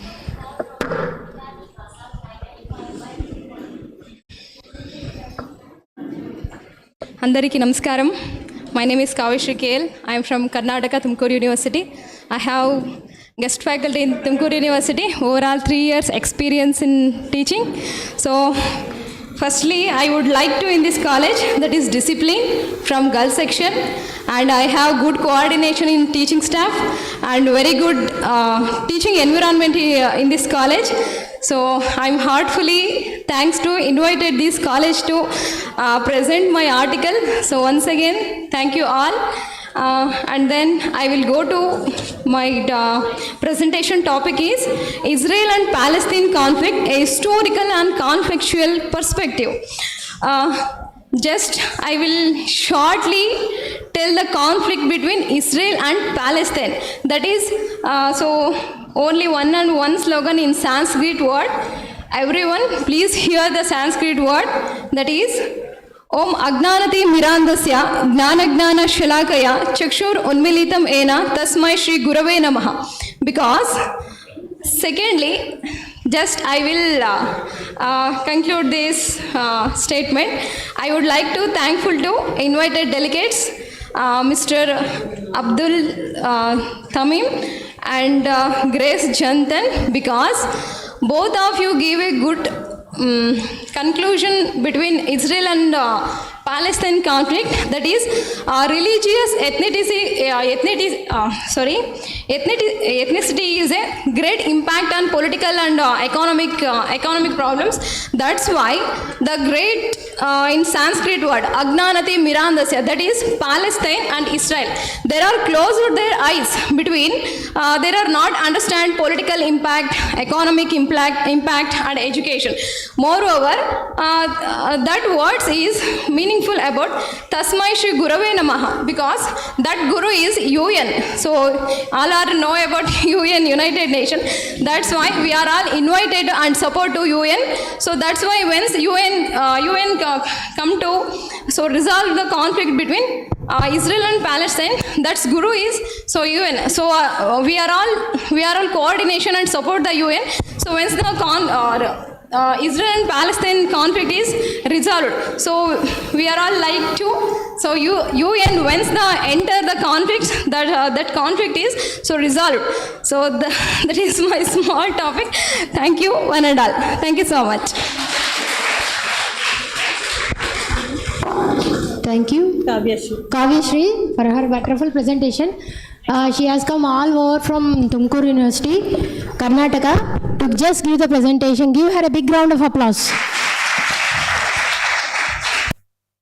The next presenter is Ramkrishna Reddy from Hyderabad Central University. Please welcome Ramkrishna Reddy from Central University of Anantapur. Madam, Central University kaadu madam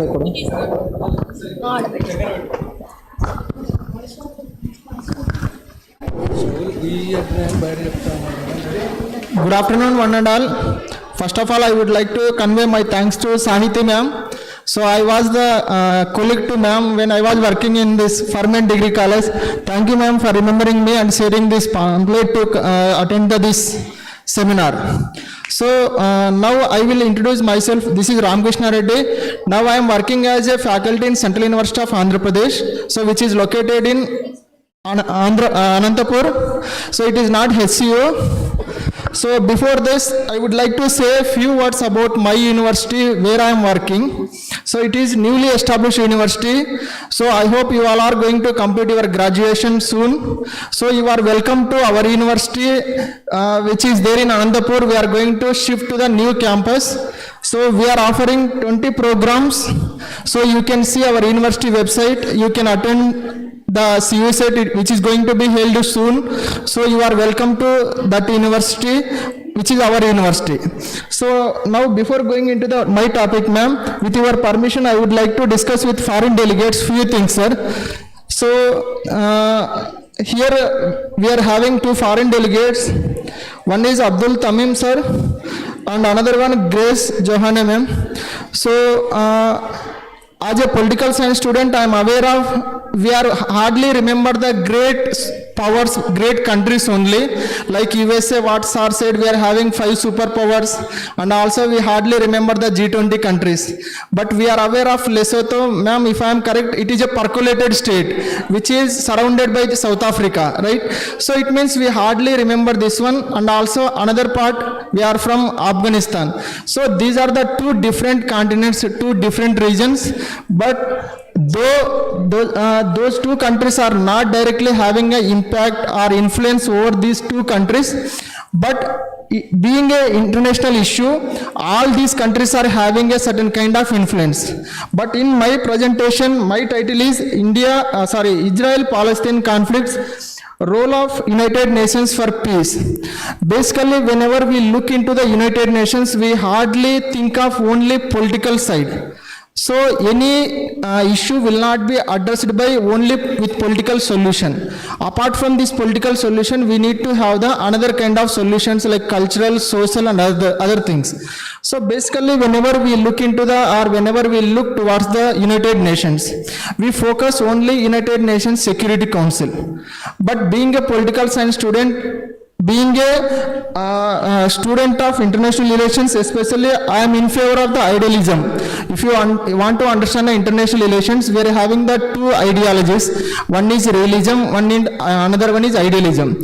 So idealism will always focus on the international institutions which are striving towards the establishing of peace and security throughout the world. So being a peace lover, what is the role United Nations can play to address this issue? This is the thing we should understand. See, we are having so many kinds of allied institutions to the UNO. Those are UNESCO, UNICEF, whatnot. You can take anything. So why I am focusing on those things? See, in this Israel-Palestinian crisis, we are not talking about how women are suffering and how children are going the traumatic things. So, morning, principal from Usmania College, sir has mentioned one thing, post-traumatic stress disaster. Basically, we are also aware of this is a faction-ridden area. Still, certain people, certain students still are not coming out to exhibit their knowledge, to exhibit their talents, because they are having still that kind of traumatic tendencies. So that's why United Nations is having a role. If it is not able to find out the political solution, it is also having another solutions, like how culturally it can have the impact, and how scientifically it may be having the impact on this one. So rather than focusing only on the political side, it may give or it may not be giving the solution. So instead of going only by the political solution, if United Nations will focus on the socio-cultural things, definitely we may have the solution for this. So I would like, by the conclusion, I would like to give one example. You are aware of 2019 Nobel Peace Prize winner, right? Abiy Ahmed, he is from Ethiopia. He strived for the resolving of the dispute between Eritrea and Ethiopia, so by sacrificing certain things. If you want to have the solution for a particular thing, we should sacrifice certain things. So both said they have sacrificed, now they are having a peace, and also they are giving a scope for the other countries, how we can able to resolve the territorial disputes between the countries, among the countries. So thank you, ma'am, with this. But before this, I would like to discuss with you, sir, both the foreign delegates. So we are from Central University, as I mentioned. So if you are interested to interact and to have a contact with our university, I would like to take your details, which I will share in my university authorities. We can have some more interactions if it is possible through offline. If it is possible, we can go by the online sessions. Thank you. Thank you, madam. Thank you, Ramakrishna, for giving an excellent presentation. Ramakrishna Reddy from Central University of Anantapur has dealt on the political aspects, and also he requests the audience to think about the other aspects like cultural and ideological things. So it was a good presentation, and next participant is Sheikh Minella. Sheikh Minella. He is a student of Men College. Please welcome Men College student, and presently he has completed JRF, Junior Research Fellow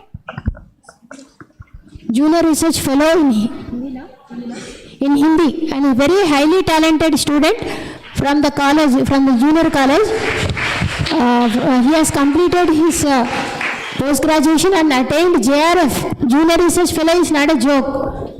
Most of the lecturers in the colleges are not getting even net and slate. Then he has at this age cleared the Junior Research Fellow, and he is entitled for 36,000 rupees per month. 36,000 rupees per month for doing his PhD. This is a government program. At this age he got it. So he's very interested. Please kindly listen to his presentation. Thank you, ma'am. Namaskar. A very warm good afternoon to convener Sahitya ma'am and Akhtar Banu ma'am and the delegates of the seminar and the students and my colleagues. Myself Sheikh Hussain from Kurnool. आज मेरा संगोष्ठी का विषय है Gaza पट्टी में महिलाओं पर सशस्त्र संघर्ष के बहुआयामी प्रभाव और महिलाओं के अधिकारों की उल्लंघनों को उजागर करना। आज से करीब पिछले 138 डेज बैक अक्टूबर 7 को इजराइल के ऊपर हमास ने लगातार लगभग 5000 मिसाइल का अटैक किया था। क्यों इस अटैक के पीछे क्यों कारण है, क्यों सब जानते सकते हैं क्या? कोई देश एक दूसरे के देश एक देश दूसरे देश पर क्यों अटैक करता है? क्यों? एक जगह के कारण और कोई मासूम लोगों के ऊपर अटैक के कारण। आज मेरा सेमिनार का टॉपिक है महिलाओं के अधिकारों का उल्लंघन। एक्चुअल हमास क्या है?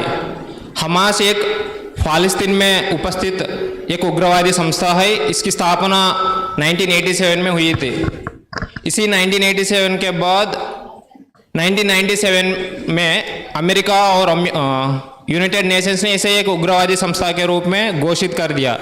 उसी दिन से सभी अन्य देशों ने इसी पर एक नज़र रख दिया और इसका मेन रीज़न है इजरायली कब्जे के खिलाफ एक प्रतिरोध और आंदोलन के रूप में आपकी आवाज़ उठाने के लिए इस हमास की स्थापना हुई है। इस हमास ने लगातार कई मिसाइल्स ने लगा दिया। तभी इजराइल के प्रेसिडेंट नेतन्याहू ने घोषित कर दिया, युद्ध का ऐलान भी जारी कर दिया। कोई भी युद्ध चलता है, उस युद्ध के दौरान मासूम लोग पीड़ित करते हैं और प्रभावित होते हैं। जैसे कि इजराइल और पालस्तीन के युद्ध में जो बच्चे और मासूम स्त्रियां ने अनेक प्रभाव को झेलना पड़ा और भुगतना भी पड़ा है। जैसे जो गर्भवती स्त्रियां और बच्चे, मासूम बच्चे, जो गर्भवती स्त्रियां तब उनकी डिलीवरी के समय में बहुत सारे कमियों के कारण, हॉस्पिटल में फैसिलिटीज़ के कमियों के कारण, विदाउट एनेस्थीसिया के कारण डिलीवरी हुआ। और ऐसी दयनीय स्थिति में सोच सकते हैं कि इमेजिन कर सकते हैं कि उनकी हालत कैसी रहेगी। और बच्चों का शिक्षा बहुत खराब हो गया और महिलाओं का अधिकारों का भी उल्लंघन हुआ। और महिलाओं का अधिकारों में शून्यीकरण की समस्या, उत्पीड़न यानी हरासमेंट, संघर्ष के क्षेत्र में महिलाओं की सुरक्षिता और अधिकारों का अभाव, इसी जैसे अन्य अधिकारों का भी छीनना पड़ा।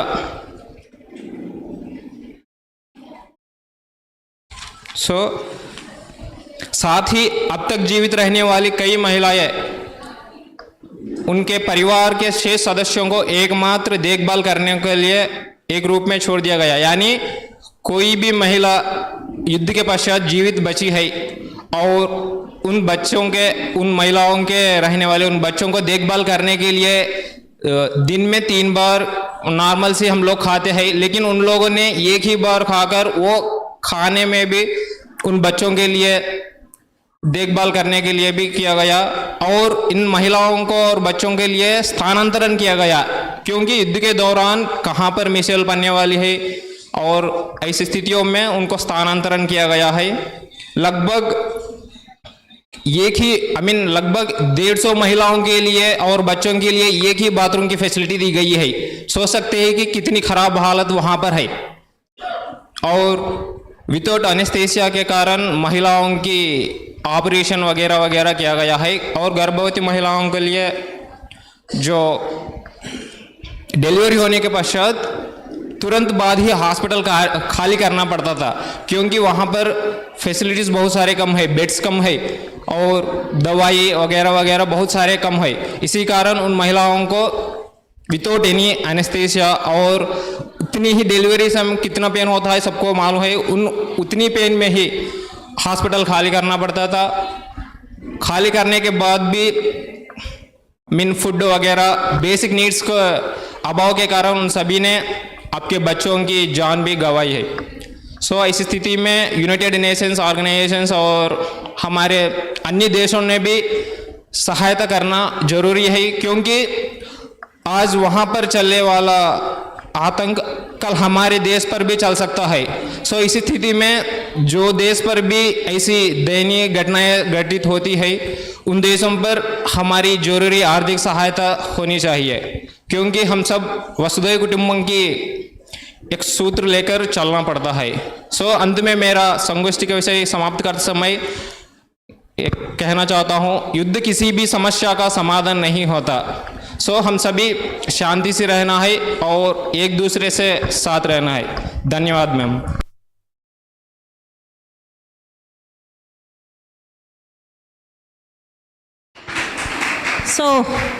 Thank you, Minella, for your presentation, especially focusing on the atrocities and the problems the women community faced.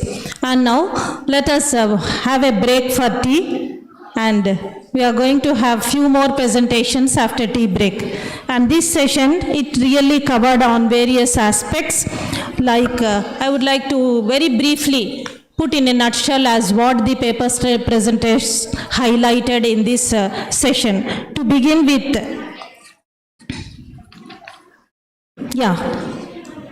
to begin with Janaki Reddy's presentation, it was all on the rampages of war and the massive effects of war, and then the mindsets of the people have to be changed is what he said, and then India stand on Palestinians by the next speaker, and the role of leadership which is really very necessary for putting an end to these dangerous things like war, because war is always a painful thing. And Rafia Begum's presentation was about unraveling the Gordian knot, where she highlighted the solutions, and before that Nagaratnama madam very clearly highlighted the root cause of this war and what is the stand that is necessary to put an end. War.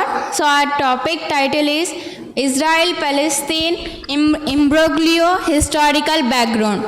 So, here we start with the important dates of the war from past thousands of years to till now. In the year 1993,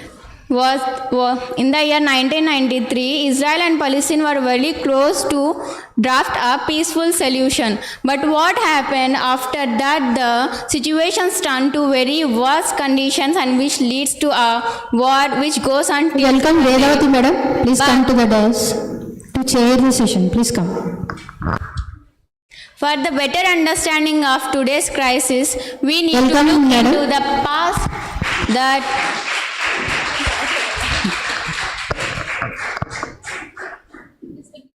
that's the history of Palestine. So let's know the little more detail about the Palestine's history. It starts thousands of years ago.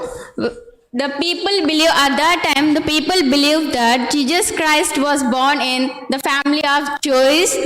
So they thought that, many Christians thought that Jews are the people who are going to follow the Jesus Christ. So that Christians thought that they have to defeat all Jews at that time. So that leads to a huge war at that time. The many Jews were killed by Christians, which at that time many rumors also spread. For that purpose, Jews were decided that no country was going to accept them as their own. Just wait now, 1 minute. Welcome Hemlata madam, lecturer in zoology. Please welcome madam to come as the co-chair of the. You open it. Please continue, ma. Sorry for the interruption. It's okay, ma'am.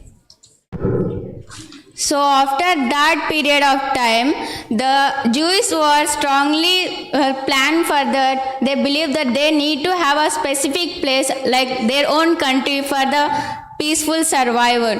So in 1860, the famous journalist called Thor Herzl started a political movement called Zionism. Through this, he wanted to say that Jews should get its own country for the better survival. But before that, in 1870s, several organizations called themselves as a lover of Zion propagate this idea. Because of this reason, in 1881, the first large-scale migration of Jews seen in the Palestine area. Why they have chosen Palestine area means because the area of Jerusalem which located in Palestine, it is a holiest place for them. That's why they have chosen that area. After that, they were under control of Optimum Empire. So, if we come to second episode of the history, which starts in 1915, that's the First World War. First World War held between the Optimum Empire and the British, France, and few Arab countries were fighting. So in 1918, British took over the rule in Palestine. They were since 1918 to 1948, entire Palestine area was under control the British government. At the same time, in Germany, Hitler got the political power and Jews massacred in millions in genocide. Few are refused to America, but lot of them went again into Palestine for their shelter. During this duration, like from 1918 to 1948, many movements, social movements and national movements will take place, like Israeli nationality movement, Palestinian nationality movement, they are fighting for their own land. So British give this responsibility in the hands of United Nations. So in the year 1947, United Nations partition plan was released. In that plan, the United Nations kept the 57% of the area for Jewish country and the 43% of area for Palestine country. So UN also decided Jerusalem was the holiest place that should be in under control of international. So that in 1948 Jews accept the plan and they name their country as Israel.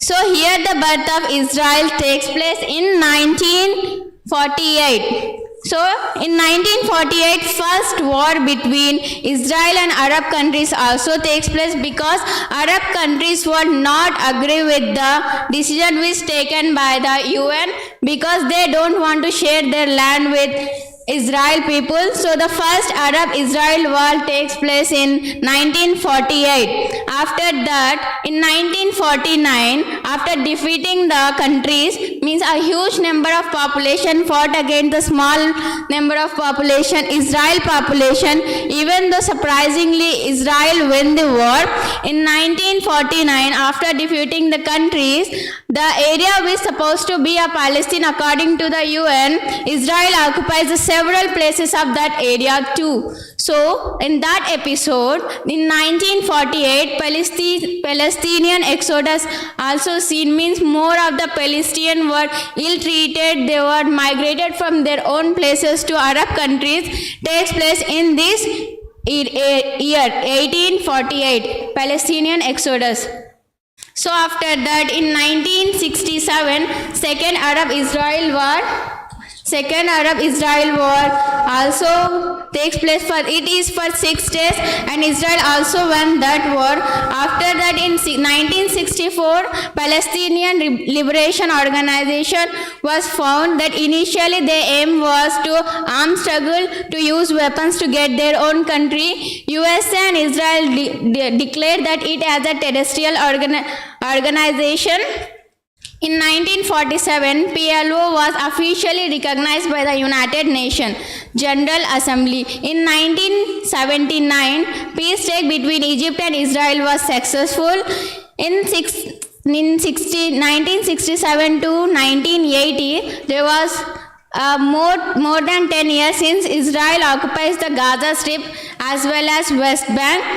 So in later years, when we come to 1992 and 1994, this period is a little hopeful period where the hope of peaceful togetherness is appeared because of the President of Israel, Yitzhak Rabin, and the President of Palestine Authority, Yasser Arafat. They are also awarded with Nobel Prize for this peace treaty. So the continuation will be taken by my friend Kausar. Try to conclude, ma.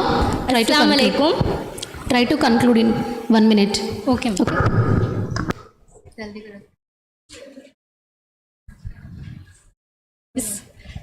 Good afternoon. Assalamu alaikum. Let me continue the topic. In 1967 to 1980s, about 10 years, Israel occupied Gaza and it has been continuously colonized over 10 years. But the colonies are settled and permanently they construct the walls and along with securities. Israel government supported them directly or indirectly. Because the Jewish are controlled over there for cheap houses as well as nationalism or religion purposes. The people who are extreme religious are try to colonize there. In 1994, Yitzhak Rabin was elected as a prime minister in PLO. In 1994, Yitzhak Rabin was elected as a prime minister in Israel, who regarded as PLO is not a terrorist organization. It is fighting for their own country, and Israel recognized Palestine as a country. Then they both prime minister decided for a peace, but as a result, Palestinian government established for first time, which named as Palestinian Named Authority. But at this point, Israel has already established permanent colonies in Gaza Strip as well as West Bank. So it will be a kind of a prime barrier for a peace. So Palestinian and Israeli government has decided to distribute the land into three areas. Area A, where Palestinian government can control that area. Area B, where both Palestinian and Israel start to control. Area C, where Israel can retain their control over the area. But the whole situation of peace was downfall when the extremist right-wing Jewish assassinate the Prime Minister. In 1995, the extremists shoot out the Prime Minister because they are not happy for a compromise with the Palestinian. In 1987, some Palestinians together come from Hamas group. After around 2002, Violence Act take place, where hundreds of Palestinians as well as Israel lost their lives. In 1987, as Palestinian forms a Hamas group, they start to elect in a election, start to participate in an election in 2006, where Hamas group won the elections and control over the Gaza in 2006, and PLO controlled over Gaza, over West Bank Strip. Nowadays, Israel has been over-colonized to the Palestinian, so it's been a main reason for a war. I'll complete my words by expressing my point of view that for a piece of land or a power,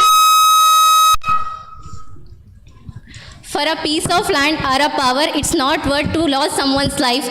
Toddlers, infants who don't know about anything, they are not having a proper basic needs. The people I have watched the incident that an infant can't have a milk, that her mother is giving her dried dates in a cloth. So we hope for a peaceful results and hope for they get back to normal life. Inshallah. Jazakallahu khair. Thank you all. Thank you, B. Anjum and S. Kausar from Abdul Haq University. Thank you for clearly picturizing the historical background of Israel and Palestine issue. Sir, with this, I would like to invite Nazaruddin sir, lecturer in economics of our college. Please welcome Nazaruddin sir onto the dais. And also I would like to welcome Khaja Moinuddin sir, the lecturer in Urdu, Arabic. Sir, please welcome sir. To act, I would like to welcome you as a co-chair of the session. And also I would like to welcome Jafarullah Beg sir, the lecturer in English. Please welcome Jafarullah Beg sir onto the dais. And we would like to welcome Nazir Ahmed sir. Please welcome sir. Please welcome sir. Please welcome sir as a co-chair of the session. Next, who is the paper presenter? Please be ready with the presentation. I invite Sheikh Bushra and Saida Sobia Janaid from Jainab from Abdul Haq Urdu University. Please welcome them.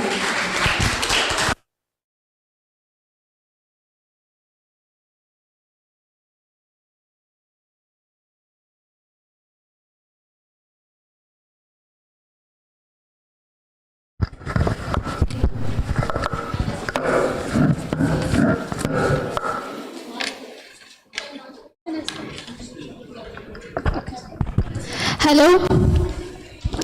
A very good afternoon to you all, and assalamu alaikum to all my Muslim friends and the staffs on the dais and my dear friends, the non-Muslim staff present here and the friends, peace be upon you. Here I am Sheikh Bushra as a student of Dr. Abdul Haq Urdu University. It's a pleasure to be in a wonderful university. Here my friend Sayyida Sobia Zainab, we are in front of you to deliver a topic about Israel-Palestine conflicts. So please pay attention towards me. Don't use your mobiles. Don't get distracted. Sorry, ma'am. Don't get distracted about, as it's always noon. So please pay some little kind of attention towards us. I will conclude my speech in a very little of time so that it don't get bored. Yes, na? Please please respond to me. It will good for us to say that yes, you are communicating with us, you are interacting with us. Thank you so much, Anjum. As you have completed your speech in a very long time, I don't take that much time, ma'am. First of all, I will thankful to Sahitya, ma'am. It's a pleasure to meet you, and the hospitality of this college, KVR Government College for Humans, has been a very great hospitality to us, and thank you so much. This is what I want. And why Nagaratna Namma ma'am, it's a very great honor and pleasure to stand in front of you and all the members. I don't know your names. It's the first time I'm interacting with you. So please thank you so much. So let us start about our topics. This is what we get interaction before we continue about our topics. See how much you are attentive now. Yeah, let's go on our topic. It's about Israel and Palestinian conflicts. It is the one of the oldest and the persisting conflicts in the world. Now then, the situation escalated to the deadly heights, causing death and destructions in the region. How did the Israel and Palestinian conflicts have started? Let us know just a brief about it. On October 7, 2023, Hamas launched at least 5,000 of rockets from the Gaza directly against the Israel. This attack has killed 4,000 Israelis, with many Israeli soldiers, civilians, including the women and children, and also the hostages of the Gaza strikes. As a return of this, on October 15, around 2,700 Palestinians has been killed and 1 million has been internally displaced. Israel cut off the foods, water, electricity and all the supplies which a human should have to be needed. As a result of which, Hamas has asked them to stay put. There has also been an exchange of fire between Israel and Hezbollah after the Hezbollah militants fired rockets into the Israel from Lebanon, and Israel responds with an airstrikes in the Lebanon. Let us know about the background of Israel and Palestinian conflicts. To understand the present day's ongoing bloody conflicts between the Israel and Palestine, it is necessary for us to understand the background of the places and the people associated with it. Although the present conflict is a root of the 20th century, a brief background of this religion with respect to an ancient history with help of one understand the religion and the historical significance of the place, especially to the chief stakeholders in the conflicts. Today, Israel is a very small country, west-eastern, about the size of 1/3 Indian northeastern states like Meghalaya or Manipur. Israel is bordered by the Mediterranean Sea to the east, Egypt to the south, and the Jordan and Syria to its east and Lebanon to the north. Today, the population of Israel is mostly Jewish, though there are many of the Christians and Muslims. Thank you for your paying so much attention towards me, and place some more attention towards my friend. She will deliver some of the speech, which will she continue. Thank you. Good evening, everyone. I am Sayyida Sobia Zainab, MSc Zoology from Abdul Haq Urdu University. Mandatory Palestine. The British, after the First World War, established a colony in Palestine, maintaining that they would rule the area until the Palestinians were ready to govern themselves. This was called Mandatory Palestine, as it was according to the lead of nation's mandate. Even before this time, there was a massive influx of Jews from Europe into Palestine in the hope of creating their homeland after being expelled from it for centuries. Meanwhile, in the 1920s and 1930s, the Jewish population in Palestine increased by hundreds of thousands facilitated by the British. This conflict started in the 2006 between Israel and Hezbollah in Lebanon, Golan Heights and northern Israel. It ended after a couple of months through a UN brokered ceasefire. Hezbollah is a Lebanese Shia Islamist political party and militant group. Hamas, a Sunni Islamist militant group, won the elections in Palestine in 2006. In 2007, Hamas defeated Fatah in 2007 in fighting that started in the 2006. Hamas has been fighting with Israel with particularly significant battles in 2008, 2012 and 2014. Current situation: Hamas rules over Gaza. Gaza's borders are tightly controlled by Israel and Egypt. The West Bank is still occupied by the Israel. Most Palestinian refugees and their descendants live in Gaza, the West Bank, East Jordan, Syria, and Lebanon. Tensions run high between Israel and Palestinians living in Gaza, the West Bank, and East Jerusalem. According to Israel, allowing Palestinians to return to their homes would overwhelmingly threaten its existence as a Jewish state. The whole of Jerusalem is claimed by Israel as its capital. Palestinians claimed East Jerusalem as the capital of a future Palestinian state. In 1988, India became one of the first countries to recognize the Palestinian state. With this, I would like to conclude my speech. I would like to thank all of the members on the dais. Thank you everyone for this opportunity. Thank you. Thank you, Bushra and Sobia, for highlighting the geopolitical and historical aspects of the Israel-Palestine issue, and also very important thing, India's recognition for Palestine. Thank you very much for highlighting these issues. And next I would like to invite Sayyida Ayesha Fatima and Sheikh Tahira Begum from Abdul Haq University. Please invite them.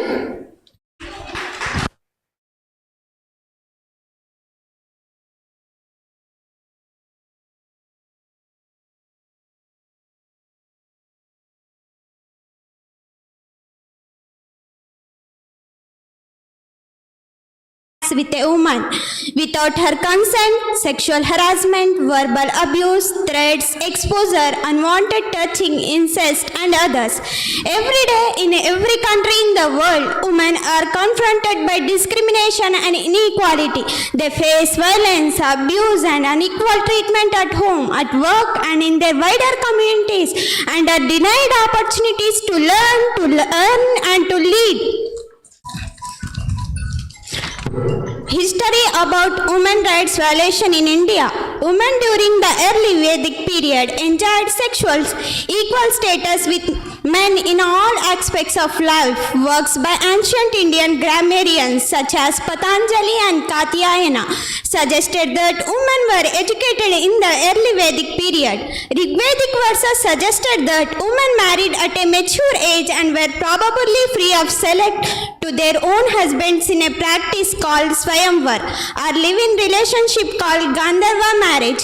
As a consequence of resolution in 1999, the General Assembly declared the day of 25 November to be the International Day for the Elimination of Violence Against Women. Physical, sexual, and psychological violence occurring in the family include battering, sexual abuse of female children in the household, dowry-related violence, marital rape, female genital mutilation, and other traditional practices harmful to women.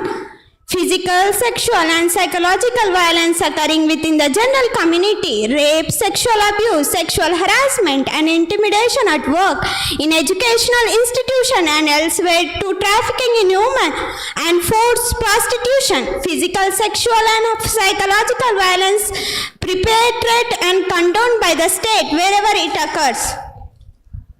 Examples of women's rights. Issues commonly associated with nations of human rights include the right to bodily integrity and autonomy, to be free from sexual violence, to vote, to hold public office, to enter into legal contracts, to have equal rights in family law, to work, to fair wages or equal pay, to have reproductive rights, to own property and to education. Women's rights are the rights and the entitlements claimed for women and girls worldwide. They form the basis for the women's rights movement in the 19th century and the feminist movements during the 20th and 21st centuries. In some countries, these rights are institutionalized or supported by law, local custom and behavior, whereas in others they are ignored and suppressed. They differ from broader nations of human rights, legal contracts, to have equal rights in family law, to work, to fair wages or equal pay, to have reproductive rights, to own property and to have education. Conclusion about women's rights violation. If we dream of India becoming a superpower and developing, it is significant that we first treat women equally, and our government is constantly working to make India more suitable for women, to ensure them equal opportunities and growth. So just like these steps, more initiatives are being taken to boost women empowerment in India. Thank you for giving me this opportunity, madam. My friend will be continue.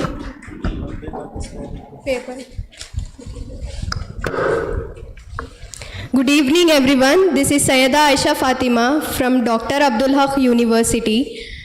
I'm MSc Zoology first year. I'm going to continue the topic Women Rights Violation. The Indian National Congress was one of the first political parties of India which raised its voice to demand women's political rights in 1917. After independence, women in the 1970s challenged the inequalities and broke many stereotypes. A few examples of women empowerment are Sarojini Naidu, Chandramukhi Basu, Gunjan Saxena, Indira Gandhi, etc. Constitutional rights to women are: the state shall not discriminate against any citizen of India on the ground of sex. The state is empowered to make any special provision for women. Traffic in human beings and forced labor are prohibited. The state to secure equal pay for equal work for both Indian men and women. It shall be the duty of every citizen of India to renounce practices to the dignity of women. 1/3 of the total number of seats to be filled by direct elections in every panchayat shall be reserved for women. 1/3 of the total number of seats to be filled by the direct election in every municipal shall be reserved for women. Legal rights to women are protection of women from Domestic Violence Act. Immoral Traffic Act is legislation for the prevention of trafficking for commercial sexual exploitation for the purpose of prostitution. Dowry Prohibition Act prohibits the giving or taking dowry at or before or any time after the marriage from women. Medical Termination of Pregnancy Act provides for the termination of certain pregnancies by registered medical practitioner on humanitarian and medical growth. Dissolution of Muslim Marriages Act grants a Muslim wife the right to seek the dissolution of her marriage. Hindu Marriage Act introduced monogamy and allowed divorce on certain specified grounds. It provided equal rights to Indian man and woman in respect to marriage and divorce. Hindu Succession Act recognized the right of women to inherit parental property equally with man. Minimum Wages Act does not allow discrimination between male and female workers or different minimum wages for them. If we dream of India becoming a superpower and developing, it is significant that we first treat women equally.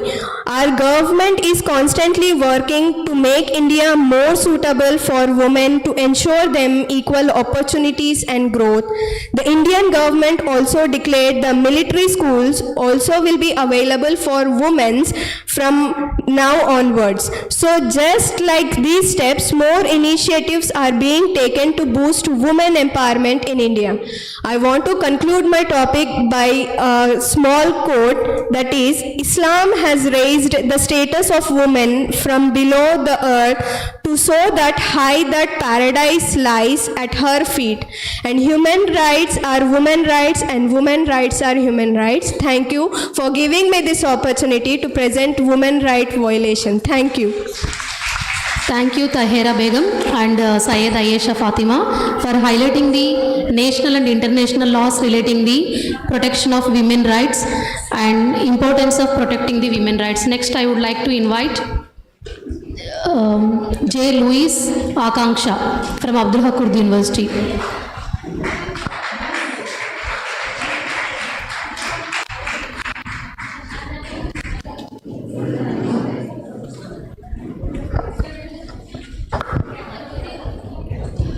Respected dignitaries on and off the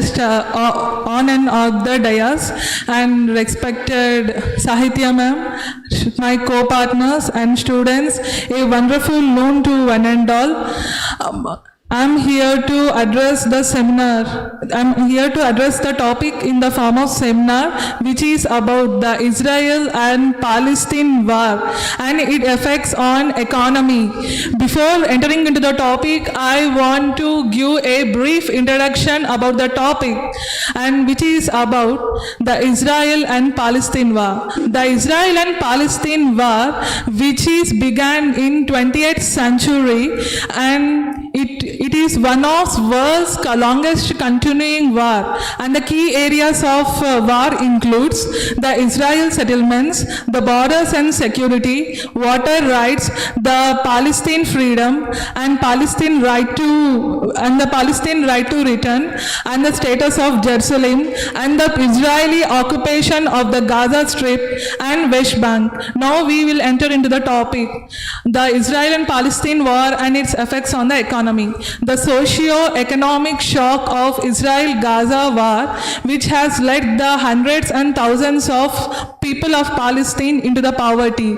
As the UN project shows, the total GDP of Palestine is of about $20.4 billion. Due to the cause of this war, it has fallen to $1.7 billion or 80.4%.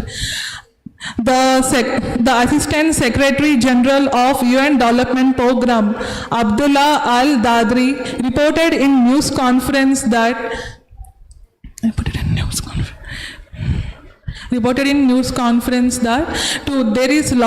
will be loss of 12% of GDP at the end of the year, which would be massive and unpresentable, and the economy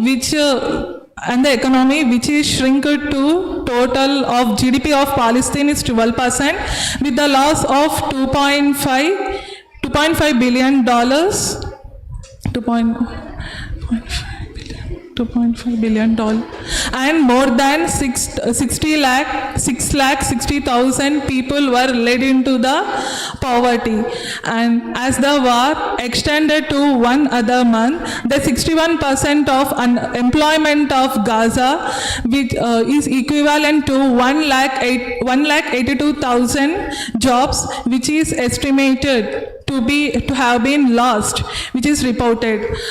Al-Dadri pointed that there is major economic disruptions in occupied territories, agriculture and territories, tourism sectors. He also pointed that there are major disruptions in trade and transfer of money from Israel to Palestine authorities, which controls the West Bank, and the loss of investment.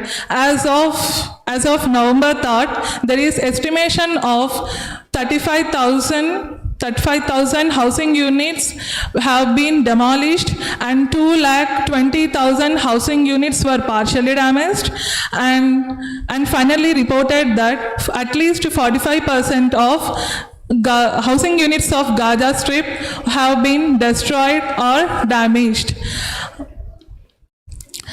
As the satellite images show that governorates of North Gaza and Gaza City, in which more than 36% of greenhouses were destroyed and more than 1,000 fields were destroyed and damaged, which is reported. At the beginning of 2023, the Palestinian territories like Gaza Strip and West Bank, which were considered as lower middle income economy with the poverty level of $6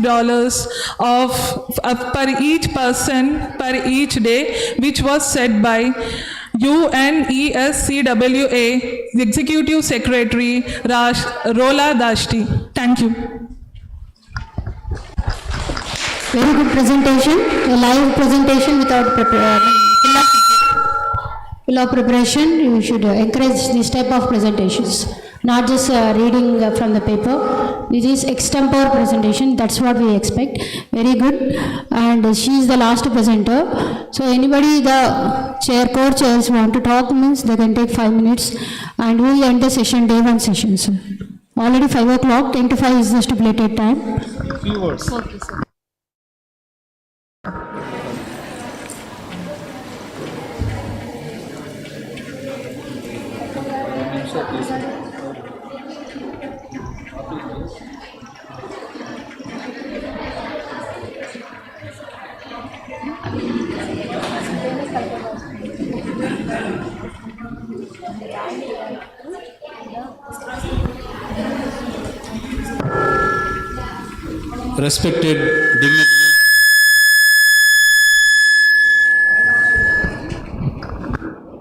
Respected dignitaries, on the dais and off the dais. First of all, I congratulate Madam MC Sahitya because she has organized the international seminar very successfully and that too in a grand way. It's really wonderful that and perhaps she has stolen the show also. And she is the only person without taking anybody's help. She has organized this wonderful international seminar. I once again congratulate MC Sahitya Madam.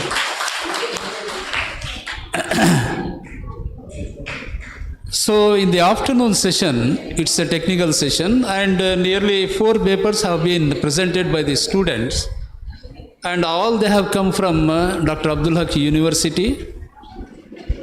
And the first paper is B. Anjum and Kausar Jahan from Abdul Haq University. They described the early history, how the 2 nations were born and how the Jew got their separate country and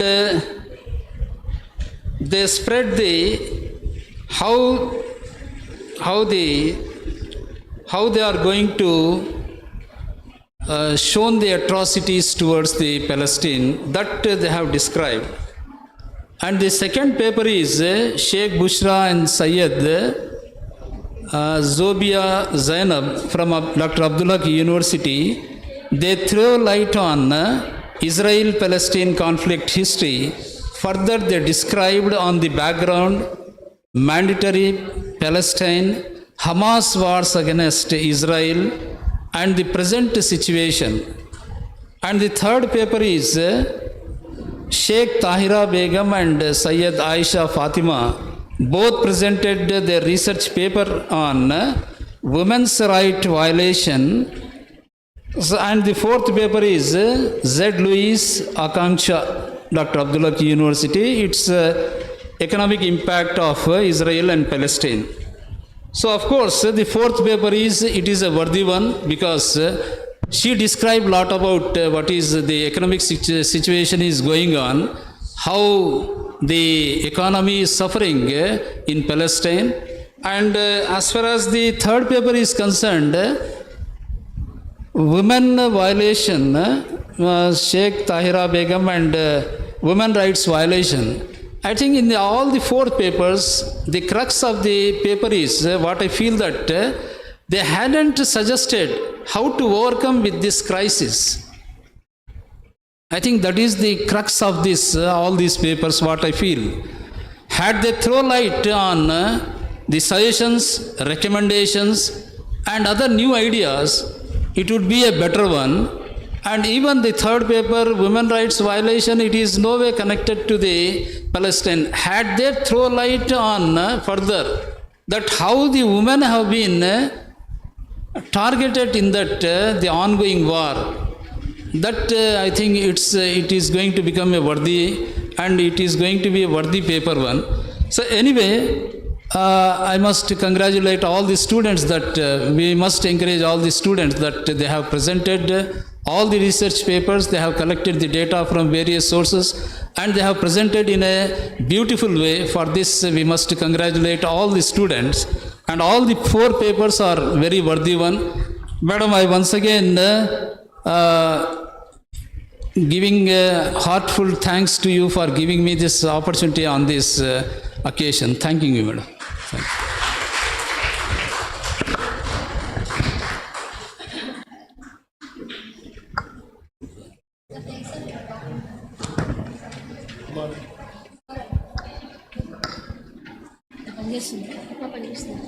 Hello.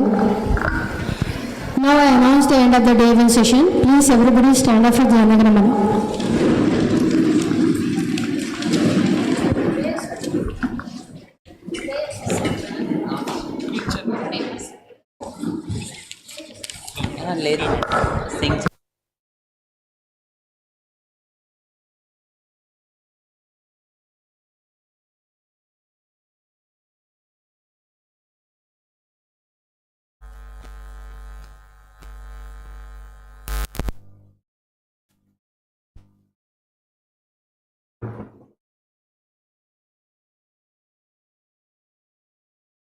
जनगण मन अधिनायक जय हे भारत भाग्य विधाता पंजाब सिंध गुजरात मराठा द्राविड़ उत्कल बंगा विंध्य हिमाचल यमुना गंगा उच्चल जलधि तरंगा तव शुभ नामे जागे तव शुभ आशीष मांगे गाहे तव जय गाथा जन गण मंगलदायक जय हे भारत भाग्य विधाता जय हे जय हे जय हे जय जय जय जय हे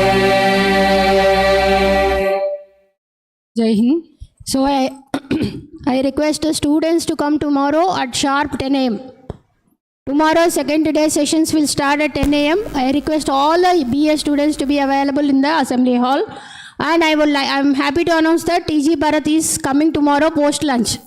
So he is going to address. We are going to have a great session tomorrow. First day for morning session will be dealt by psychologist Jyotirmay madam. It will be a wonderful session. తెలుగులో చెప్తారు madam, చాలా బాగుంటుంది. Morning తర్వాత lunch అయిన తర్వాత TG Bharat గారు వస్తున్నారు. So మీరు మళ్ళీ ఆడ ఫోటో సెషన్ పెట్టొద్దండి, సార్తో మాట్లాడించి తర్వాత పంపిద్దాము. కాబట్టి అందరు రావాలి, BA students especially all the faculties. Thank you one and all.